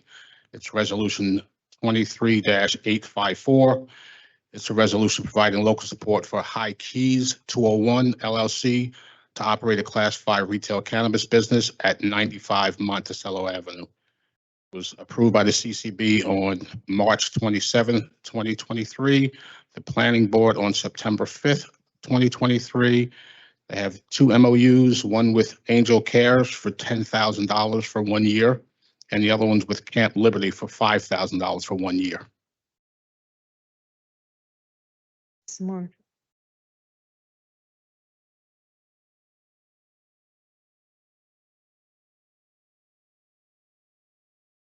Okay. Next, we have item number 10.59, resolution 23-855.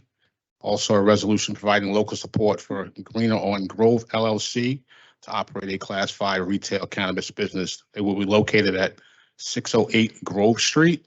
They were approved by the CCB on December 12th, 2022, and the Planning Board on October 10th of 2023. They attempted to have an MOU with St. Lucy's Shelter, but because St. Lucy's is a faith-based organization, they weren't able to sign it, but they have agreed to 150 hours of community service. Sorry, I see Isaac is leaving. Isaac, the Greener on Grove don't they have a second MOU?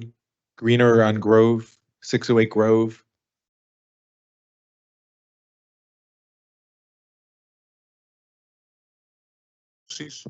All right, we'll email everyone so we have, because I thought there was something else too, but we'll just confirm everyone.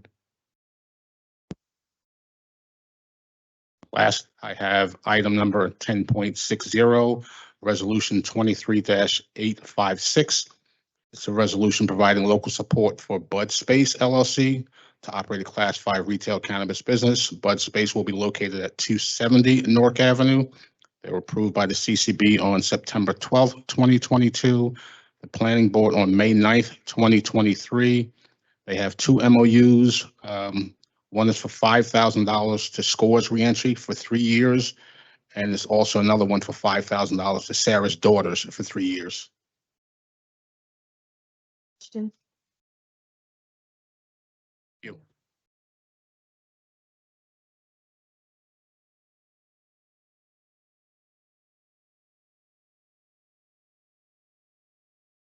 Good evening, Council.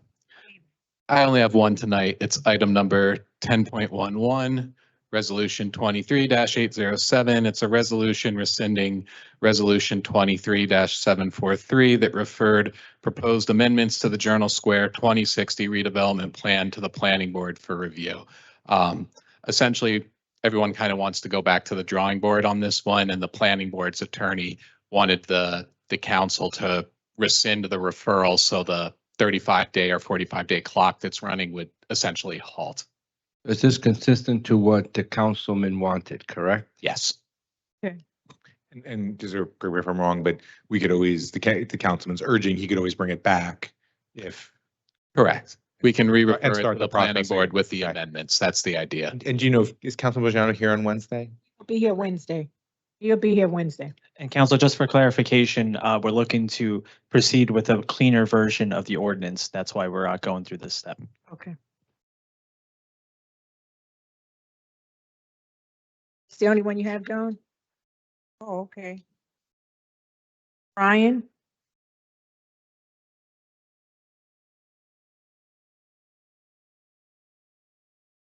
Good afternoon, council. Or should I say good evening? I have 6 items on tonight. First one is agenda 10.34, resolution 23-830.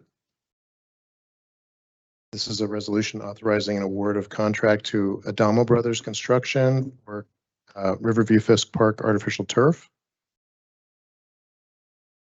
Is this by the basketball court area? Correct. Yes, it is. Okay. It's going to be basically for the kids that are currently playing there, soccer and whatnot, or is it going to be like free reign, whatever folks want to do? I'm not sure about the ultimate programming, but I know we've had a lot of trouble trying to establish natural turf. So it's been a constant problem in that area.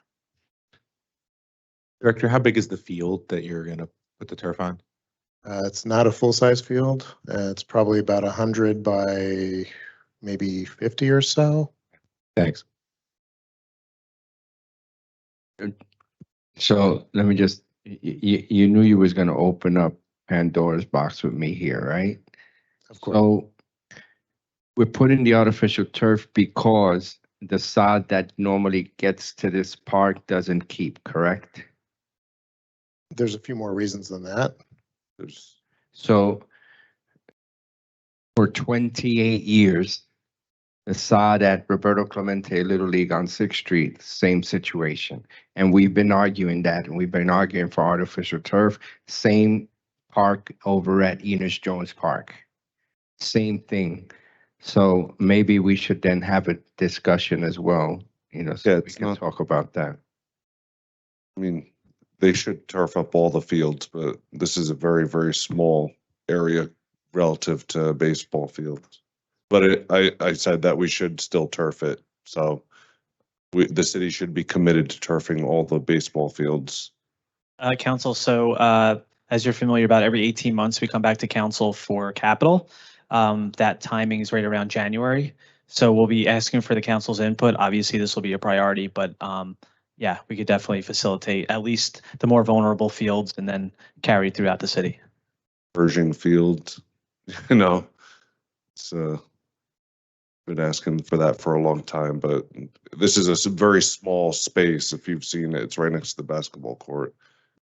It provides soccer for kids, mostly Hispanic area. So mostly Hispanic neighborhood. Hence the name Roberto Clemente Little League. So we need to make sure that that's like on point. Thank you. Okay. Hey. Agenda 10.35, resolution 23-831. Resolution authorizing award of contract to Trendway Corporation for the purchase and delivery of glass partitions for the Johnson Avenue Library under state contract for a total contract amount of $45,974.25.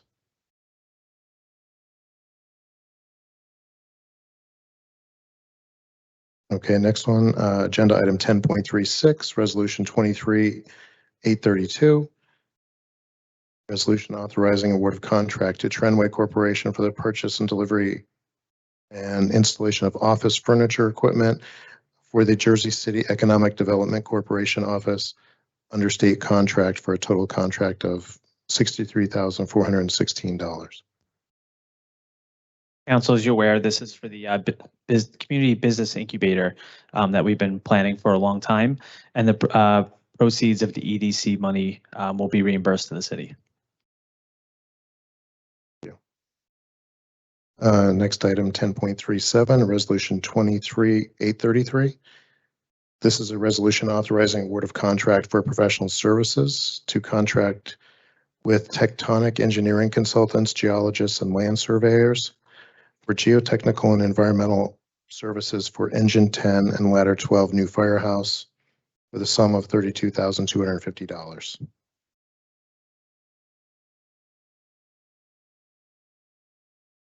Next, agenda item 10.38, resolution 23-834. It's a resolution awarding contract to White Rock Corporation to install a new Carlisle EPDM roof system at the De-escalation center through the New Jersey Co-op Purchasing Alliance, NJCPA, for the sum of $696,150. That's it. Thank you, Brian. Okay. That's it, right? Oh, one more. No, one more. 10.61, resolution 23-857. This is a resolution authorizing an award of contract to Exemplis LLC for the purchase and delivery of office furniture, specifically seating, for the Jersey City Economic Development Corporation through the Educational Services Commission and New Jersey ESCNJ for the sum of $65,166.16. Would this be reimbursed to the city or would we pay this one? Councilman, as the state aid comes in or state funding comes in, the city will be a recipient. Thank you. Thank you, Thank you. Have a good night. Jennifer. Good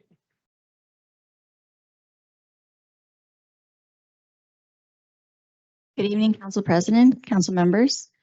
I have 8 items, 3 ordinances and 5 resolutions. The first ordinance is item 3.1, ordinance 23-111. This is for reserved parking for the disabled. All locations on the list have been approved at the September 26th meeting. Okay, next one is item 3.2, ordinance 23-112. This is to convert Ferry Street between Webster and New York into a 2-way. This is to support the upcoming improvements at the intersection of New York Ave and Ravine Ave. I presented an ordinance for the first reading at the last council meeting for an always stop at New York and Ravine. We also went through many iterations of conceptual plans to redesign the intersection of New York and Ravine to make it a little more safer. And we think that eliminating some of those dangerous movements at the intersection would help. And so this proposal to convert Ferry Street, which is parallel to Ravine just north, into a 2-way would provide another outlet for drivers to get through the network. And then also as part of making it a 2-way, we would need to restrict parking on the north side of the street. Luckily, it's mostly driveways on that side of the street, so we would only eliminate 2 on-street parking spaces.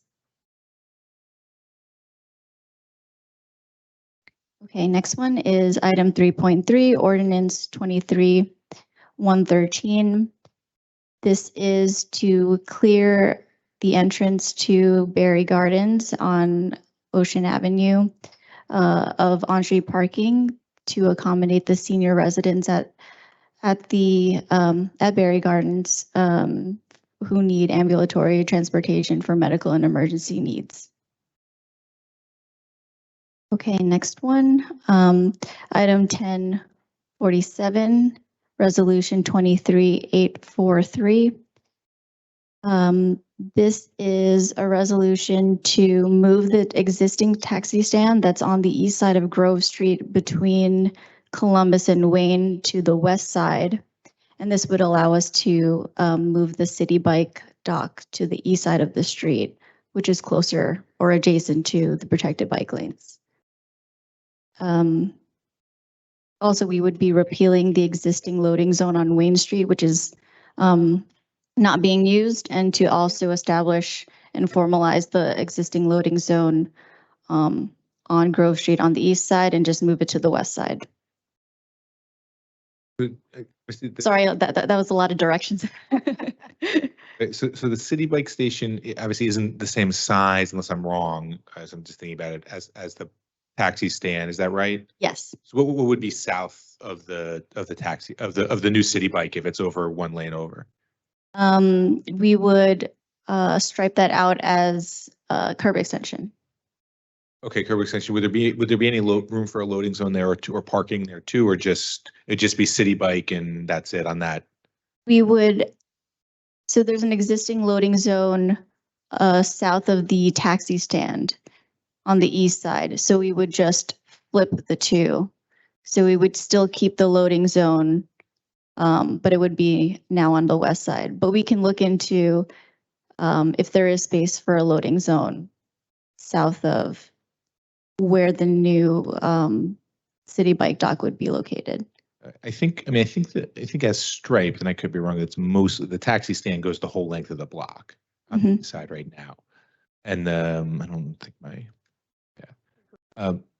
so I can email you afterward, but just to just visually, we can like just pull up a Google map and see the boundary of it. And then we're basically saying we would move the taxi stand over into the, it's now painted green into that lane. Correct.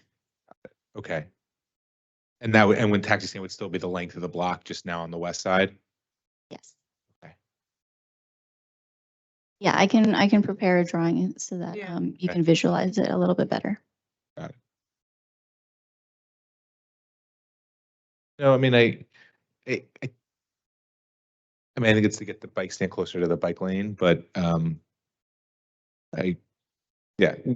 don't feel we can talk about it. I don't feel strongly, but that way, but we can talk about it.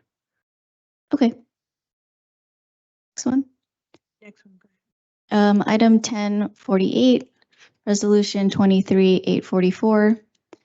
This is to designate a loading zone for the Hudson County Community College STEM building.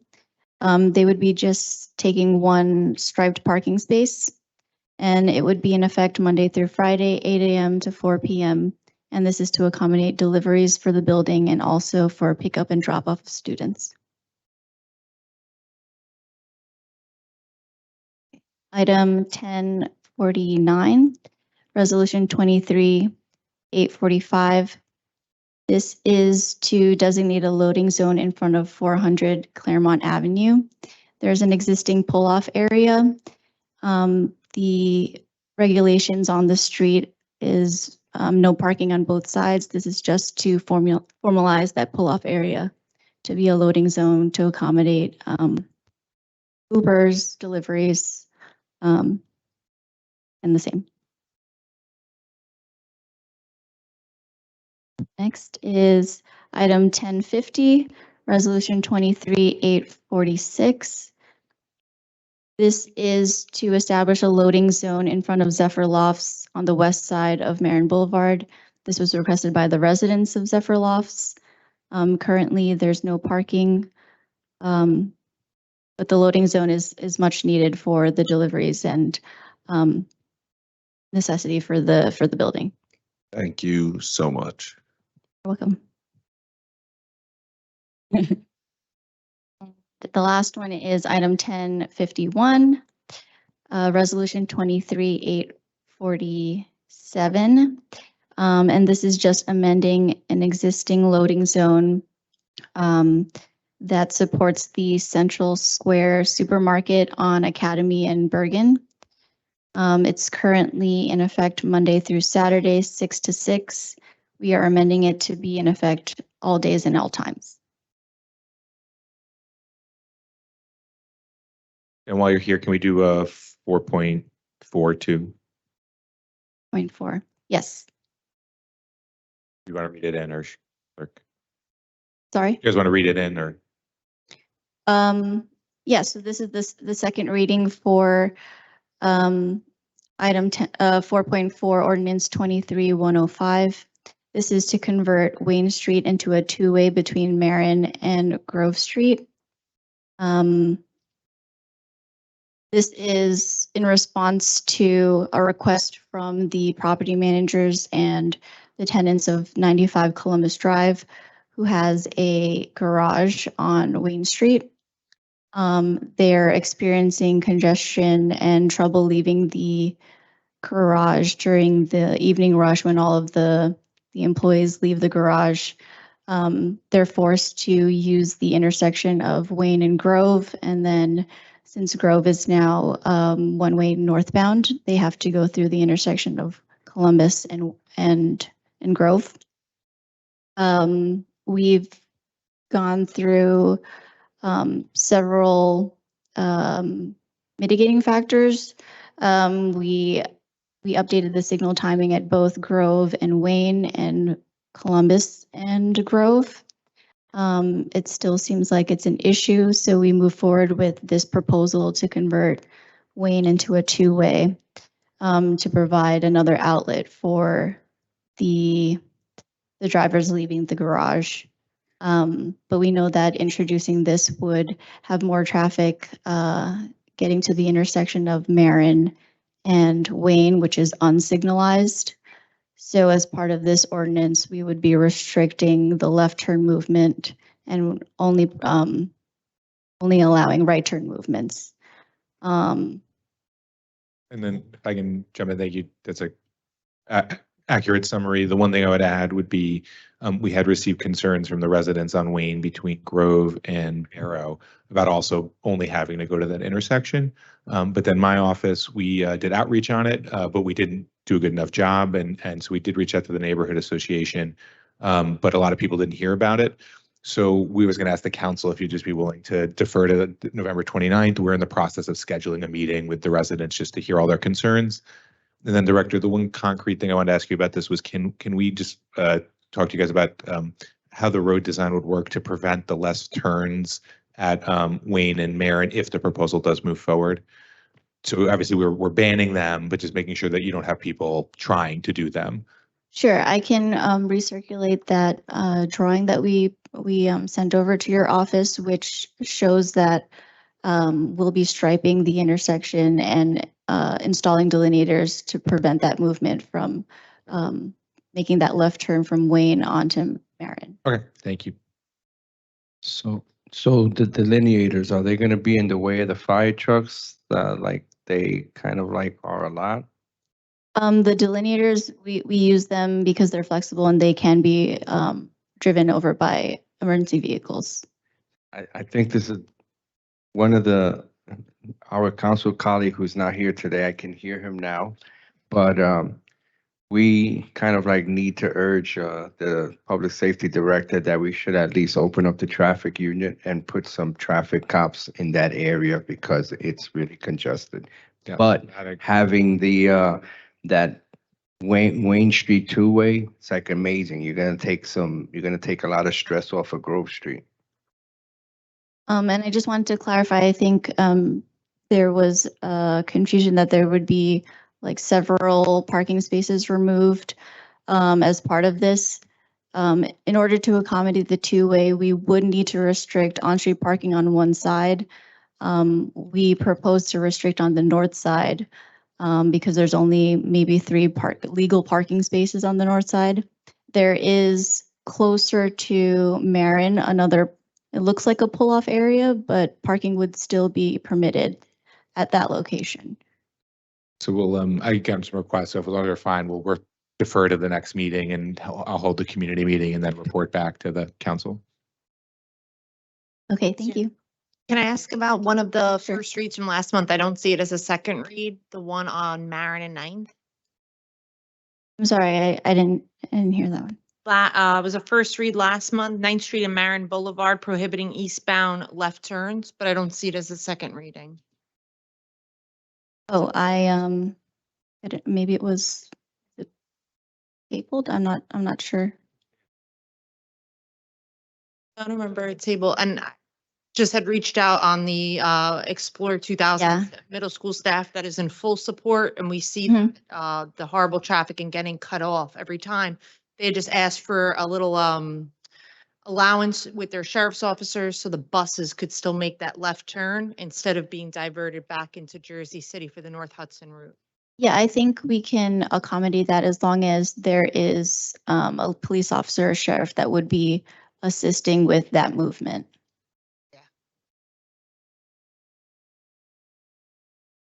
Talk to the you. clerk about the advertisement. Yeah, so Councilwoman, Jace, do you happen to know the ordinance number on that? Ordinance 23-106. You look at our second readings, it goes 104, 105 to 107, 108. That just might be something that was missed on our end. It should be a second reading at this meeting, because if it was a first reading at the last meeting, it should be on as a second reading. That's, I apologize for that.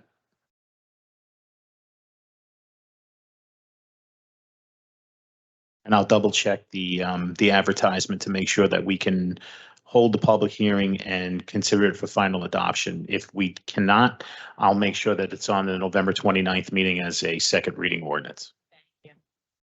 Thank you, Jennifer. Amanda?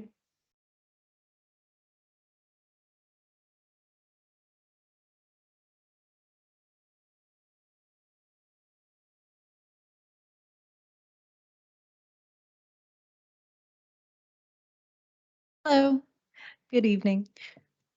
So I'm here today to present agenda item 1053, resolution. Amanda, speak up so we can. Oh, sure.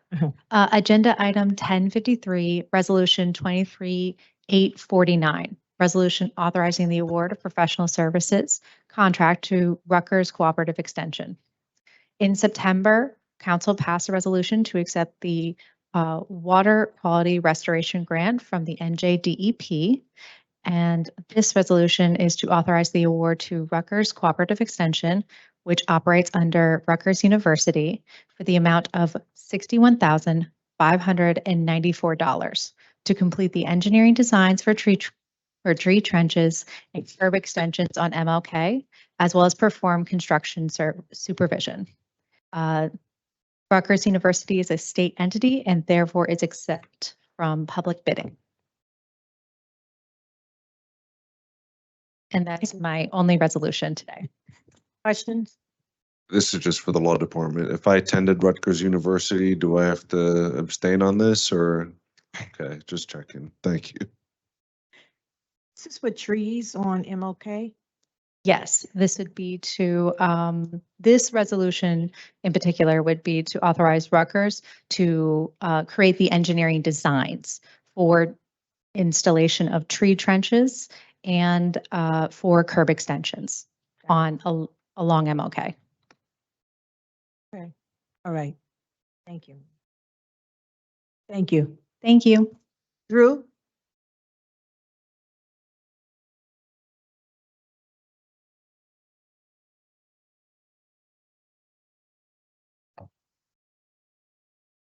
Good evening, Council President, council members.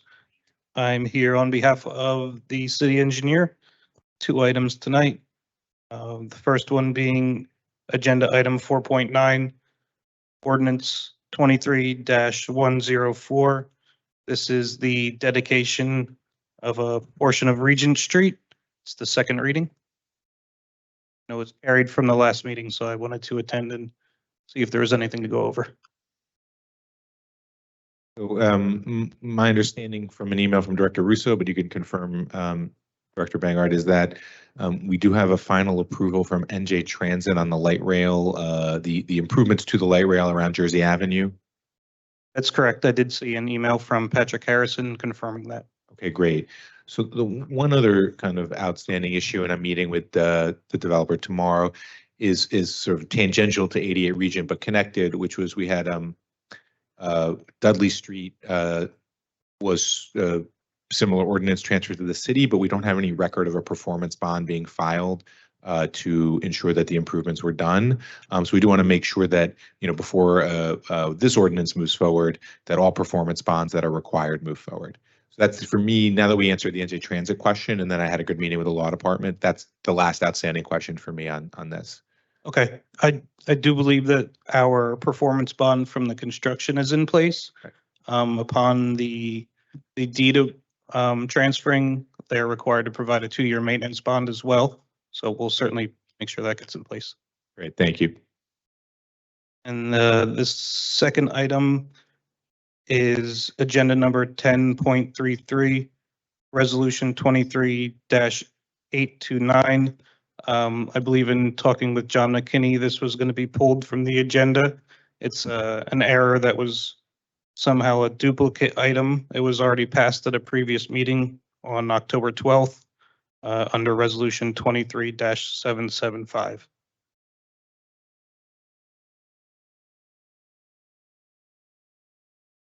Just for clarification, the second reading agenda number is 4.3.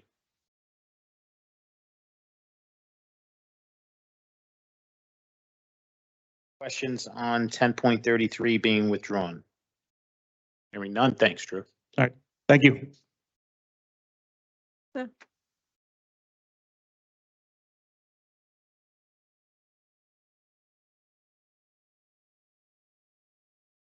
evening, council. Good evening. I have 2 ordinances and 3 resolutions. First is ordinance 23-115, item 3.5. This is an ordinance repealing in its entirety ordinance 08128, which is the city's pay-to-play reform ordinance. We were ahead of the curve back in 2008, adopting a pay-to-play law that was more restrictive than the states in terms of which contracts it applied to, which committees could be contributed to. However, earlier this year, the state enacted legislation revising its own pay-to-play law. And as it says in the local finance notice, state pay-to-play law now preempts local pay-to-pay provisions. We are not allowed to have any local legislation that is more restrictive than the state legislation.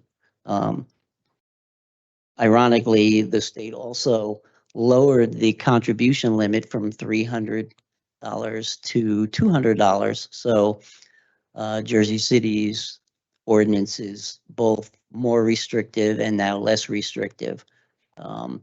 So the local finance notice directs us to repeal it as a matter of housekeeping. It also earns us a half a point on our best practices inventory, which I'll be discussing next council meeting. Spoiler alert, we have more than enough points to get our full state aid, but I'll go into more detail next meeting. Can I just ask a request of the law department? Can we draft a resolution, not for this meeting, this first reading, but for your second reading to express the will of the council in opposition to the state's mandate against local pay-to-play ordinances?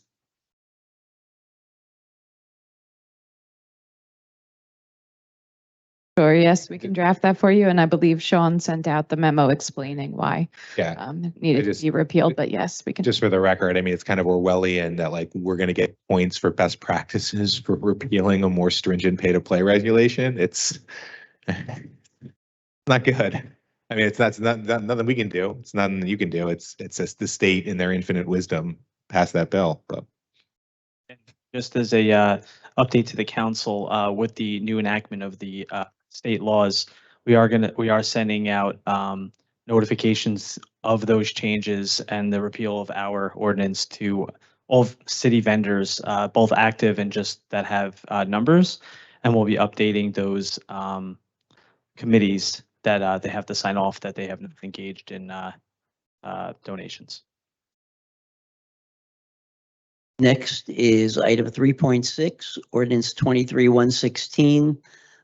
This is providing for a special emergency appropriation in the amount of $10 million to fund contractually required severance liabilities resulting from the retirement of employees of the city. Basically, we started 2023 with about 5.6 million in reserves for accumulated absences. So far, we've paid out over 13 million for buyouts and accumulated leave. This 10 million would cover the remaining 7.4 million and anything upcoming through the rest of the year. Anything that wasn't paid would then go into reserve for next year.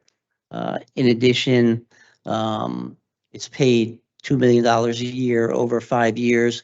In 2024, we have another series of special emergency notes that are paid off. So the net impact on the budget will be zero.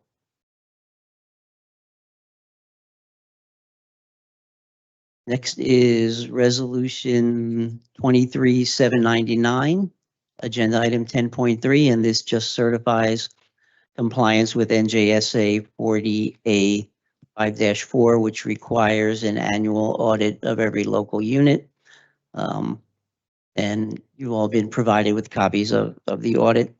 I would just point out that we received the audit, I think August 15th, which is the earliest we've gotten our annual audit done in many years. So, kudos to the finance department who, really worked with the auditors to get that done.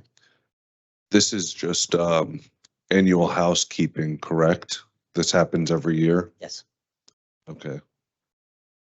Just put it on the record. Councilman, according to state law, we have to provide an outside audit from a third-party entity, CPA certified. And they do samples of cash, transactions, reserves, debt payments, a series of, and they provide feedback on those. Awesome. And as a result of that audit, Resolution 23-800, Agenda Item 10.4, is a resolution approving the Consolidated Corrective Action Plan for calendar years ending 2021 and 2022. The two audits came so closely together. We got the 2021 audit in January of this year, and then the 2022 audit in August. So it seemed prudent to combine the two audits into a single corrective action plan. Could we discuss the details of the corrective action plan? So for the over expenditures in 2022, could you just outline exactly kind of where they came from? It has some detail about capital funds and operating funds, but can we just kind of, if you're able to kind of explain them for us? Yeah, let me find that.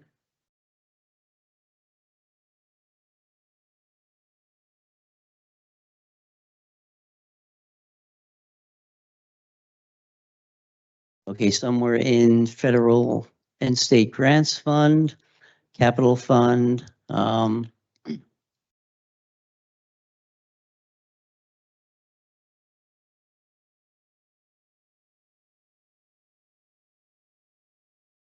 And there were some deferred charges from 2021. A lot of those were COVID related. Councilman, it's probably best we get you a list of those accounts, just for the public and private offset. Sometimes there's grants due, so we charge the account, and if we don't receive the funds by the end of the year, it's technically an overcharge, but we do receive the funds that, but I think it's best that we provide a listing of those. That'd be great. And then the next one, the financial closing and reporting. The recommendation, the city should implement formal and defined financial closing and reporting procedures designed to verify and adjust account balances on a regular basis, such as monthly. How are we doing on that? Yeah, we had, some of the problems came from, there were changes in staffing, the CFO retired, the comptroller went to another municipality. So there was a little discontinuity in operations. Accounts and control and treasury have been working very diligently to get back on track with all of those reconciliations and closings. As we go forward with the implementation of a new financial system, that will also make it a lot easier, to get our hands on these data.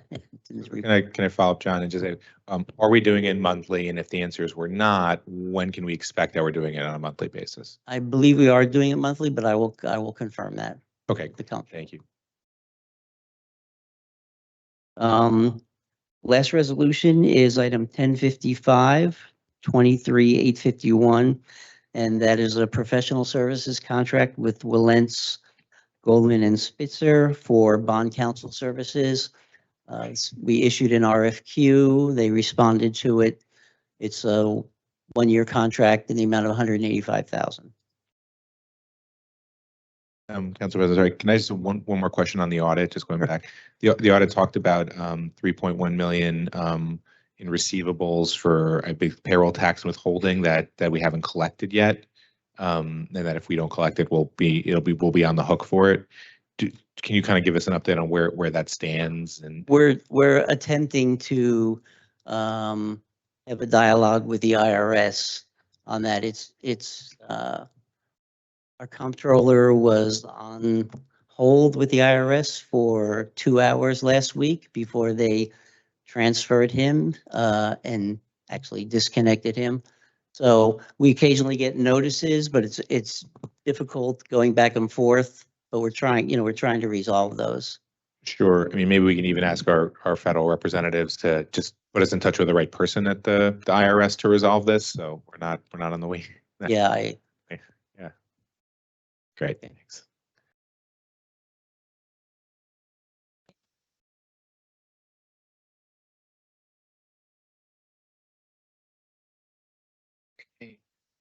So taking it from the top.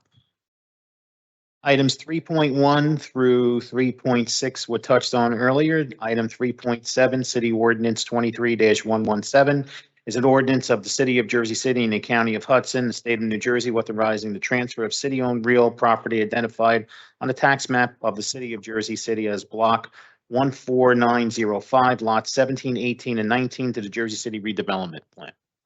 Council, this is just to initiate dialogue on the parcel that's there. This is a parking lot adjacent to the McGinley Square area. Just want to confirm that this is just the early stages to determine what the useful purpose of the lot in the future could be. The JCRA would give us more flexibility as we go through that process on what the request would be for the council, particularly Councilwoman Prinzary, to replace the parking, what kind of use that would be. So I just want to confirm on the record, it's a first reading just to start the conversation on the parcel. And the parking will not cease. It'll continue until something's brought back to the council.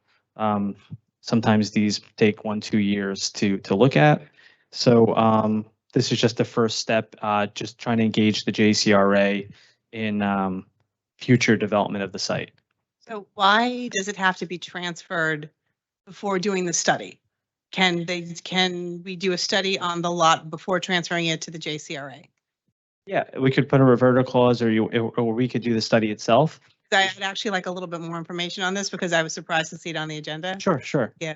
Yeah, no problem. We could we'll pull it. That's fine. It was just an idea that sometimes with the JCRA side of things, they have more flexibility on looking at the negotiation of these, but we're happy to take a step back and review it with the council. I would prefer.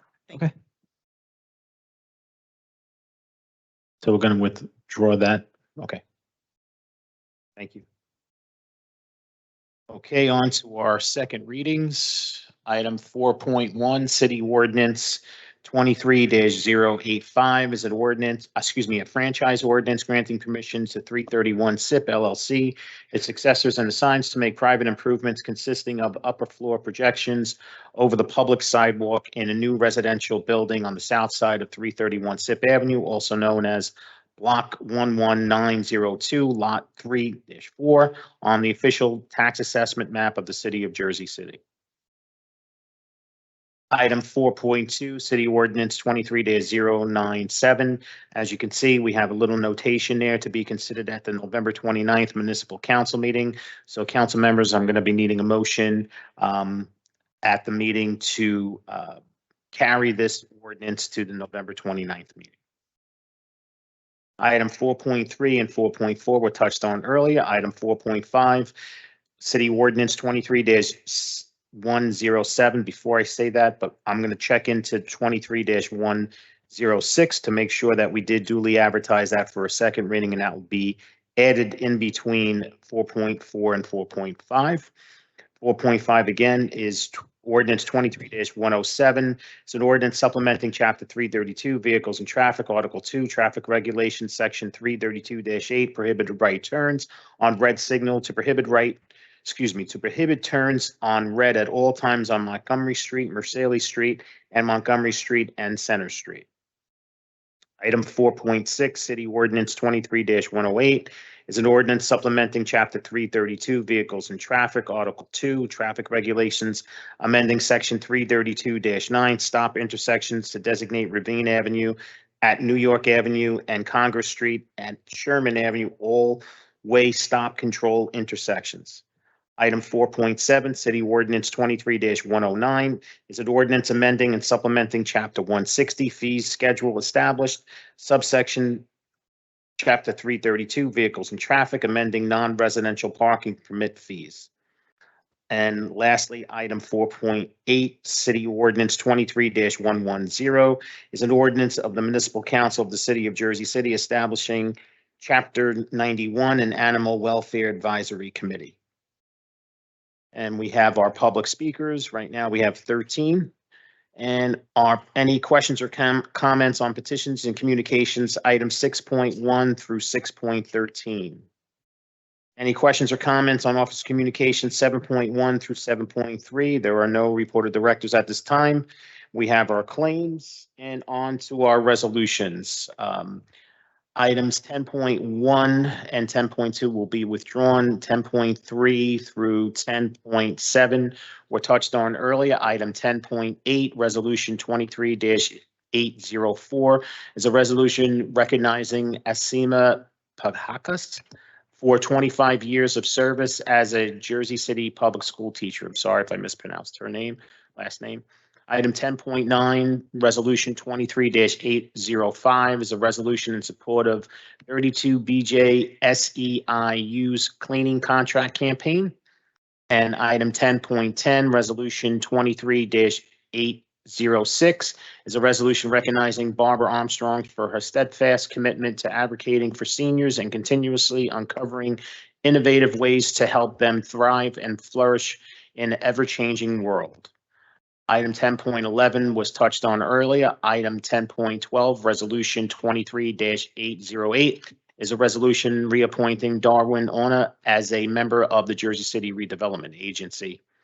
Item 10.13, Resolution 23-809 is a resolution reappointing Councilperson at Large Daniel Rivera as a member of the Jersey City Redevelopment Agency. Item 10.14, Resolution 23-810 is a resolution reappointing Douglas Carlucci as a member of the Jersey City Redevelopment Agency. Item 10.15, Resolution 23-811 is a resolution reappointing Councilperson Denise Ridley as a member of the Jersey City Redevelopment Agency. Item 10.16, Resolution 23-812 is a resolution reappointing Mary Pat Noonan as a member of the Jersey City Redevelopment Agency. And council members, all of these resolutions do have resumes attached. Mary Pat is not a reappointment. Did I say reappointment? It's a resolution appointing Mary Pat Noonan as a member of the Jersey City Redevelopment Agency. She's replacing, I don't have the body of the resolution in front of me, but a term that has expired on the redevelopment agency. Good. Okay, items 10.17 and 18 were touched on earlier. 10.19, Resolution 23-815 is a resolution authorizing the award of a contract to Insight Public Sector, Inc. for the purchase and delivery of 20 Microsoft Surface Pro 8 laptop 13 and accessories under state contract for the Department of Health and Human Services. Items 10.20 through 10.29 were touched on earlier. Item 10.30, Resolution 23-826 is a resolution authorizing a lien against the properties listed herein for the cost of removing litter, debris, etc. in accordance with NJSA 40:48-2.14 and Jersey City Code Section 287-4. Items 10.31 through 10.35 53 were touched on earlier. Item 10.54, Resolution 23-850 is a resolution ratifying the renewal professional services agreement with Brock Elcher LLC to represent Stephen McGill, James Shea, Jerome Caller, and Mark Bunbury in the matter of Vanessa Gross versus the City of Jersey City.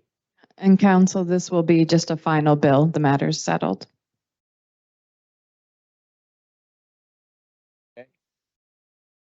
Next, 10.55 was touched on earlier. 10.56, Resolution 23-852 is a resolution authorizing the settlement of the action entitled Philip Soretto versus PSE&G, docket number HUDL 4094-19. And council, this is the settlement. The confidential memos were brought to the council office this afternoon. If anybody has any questions, they can ask offline.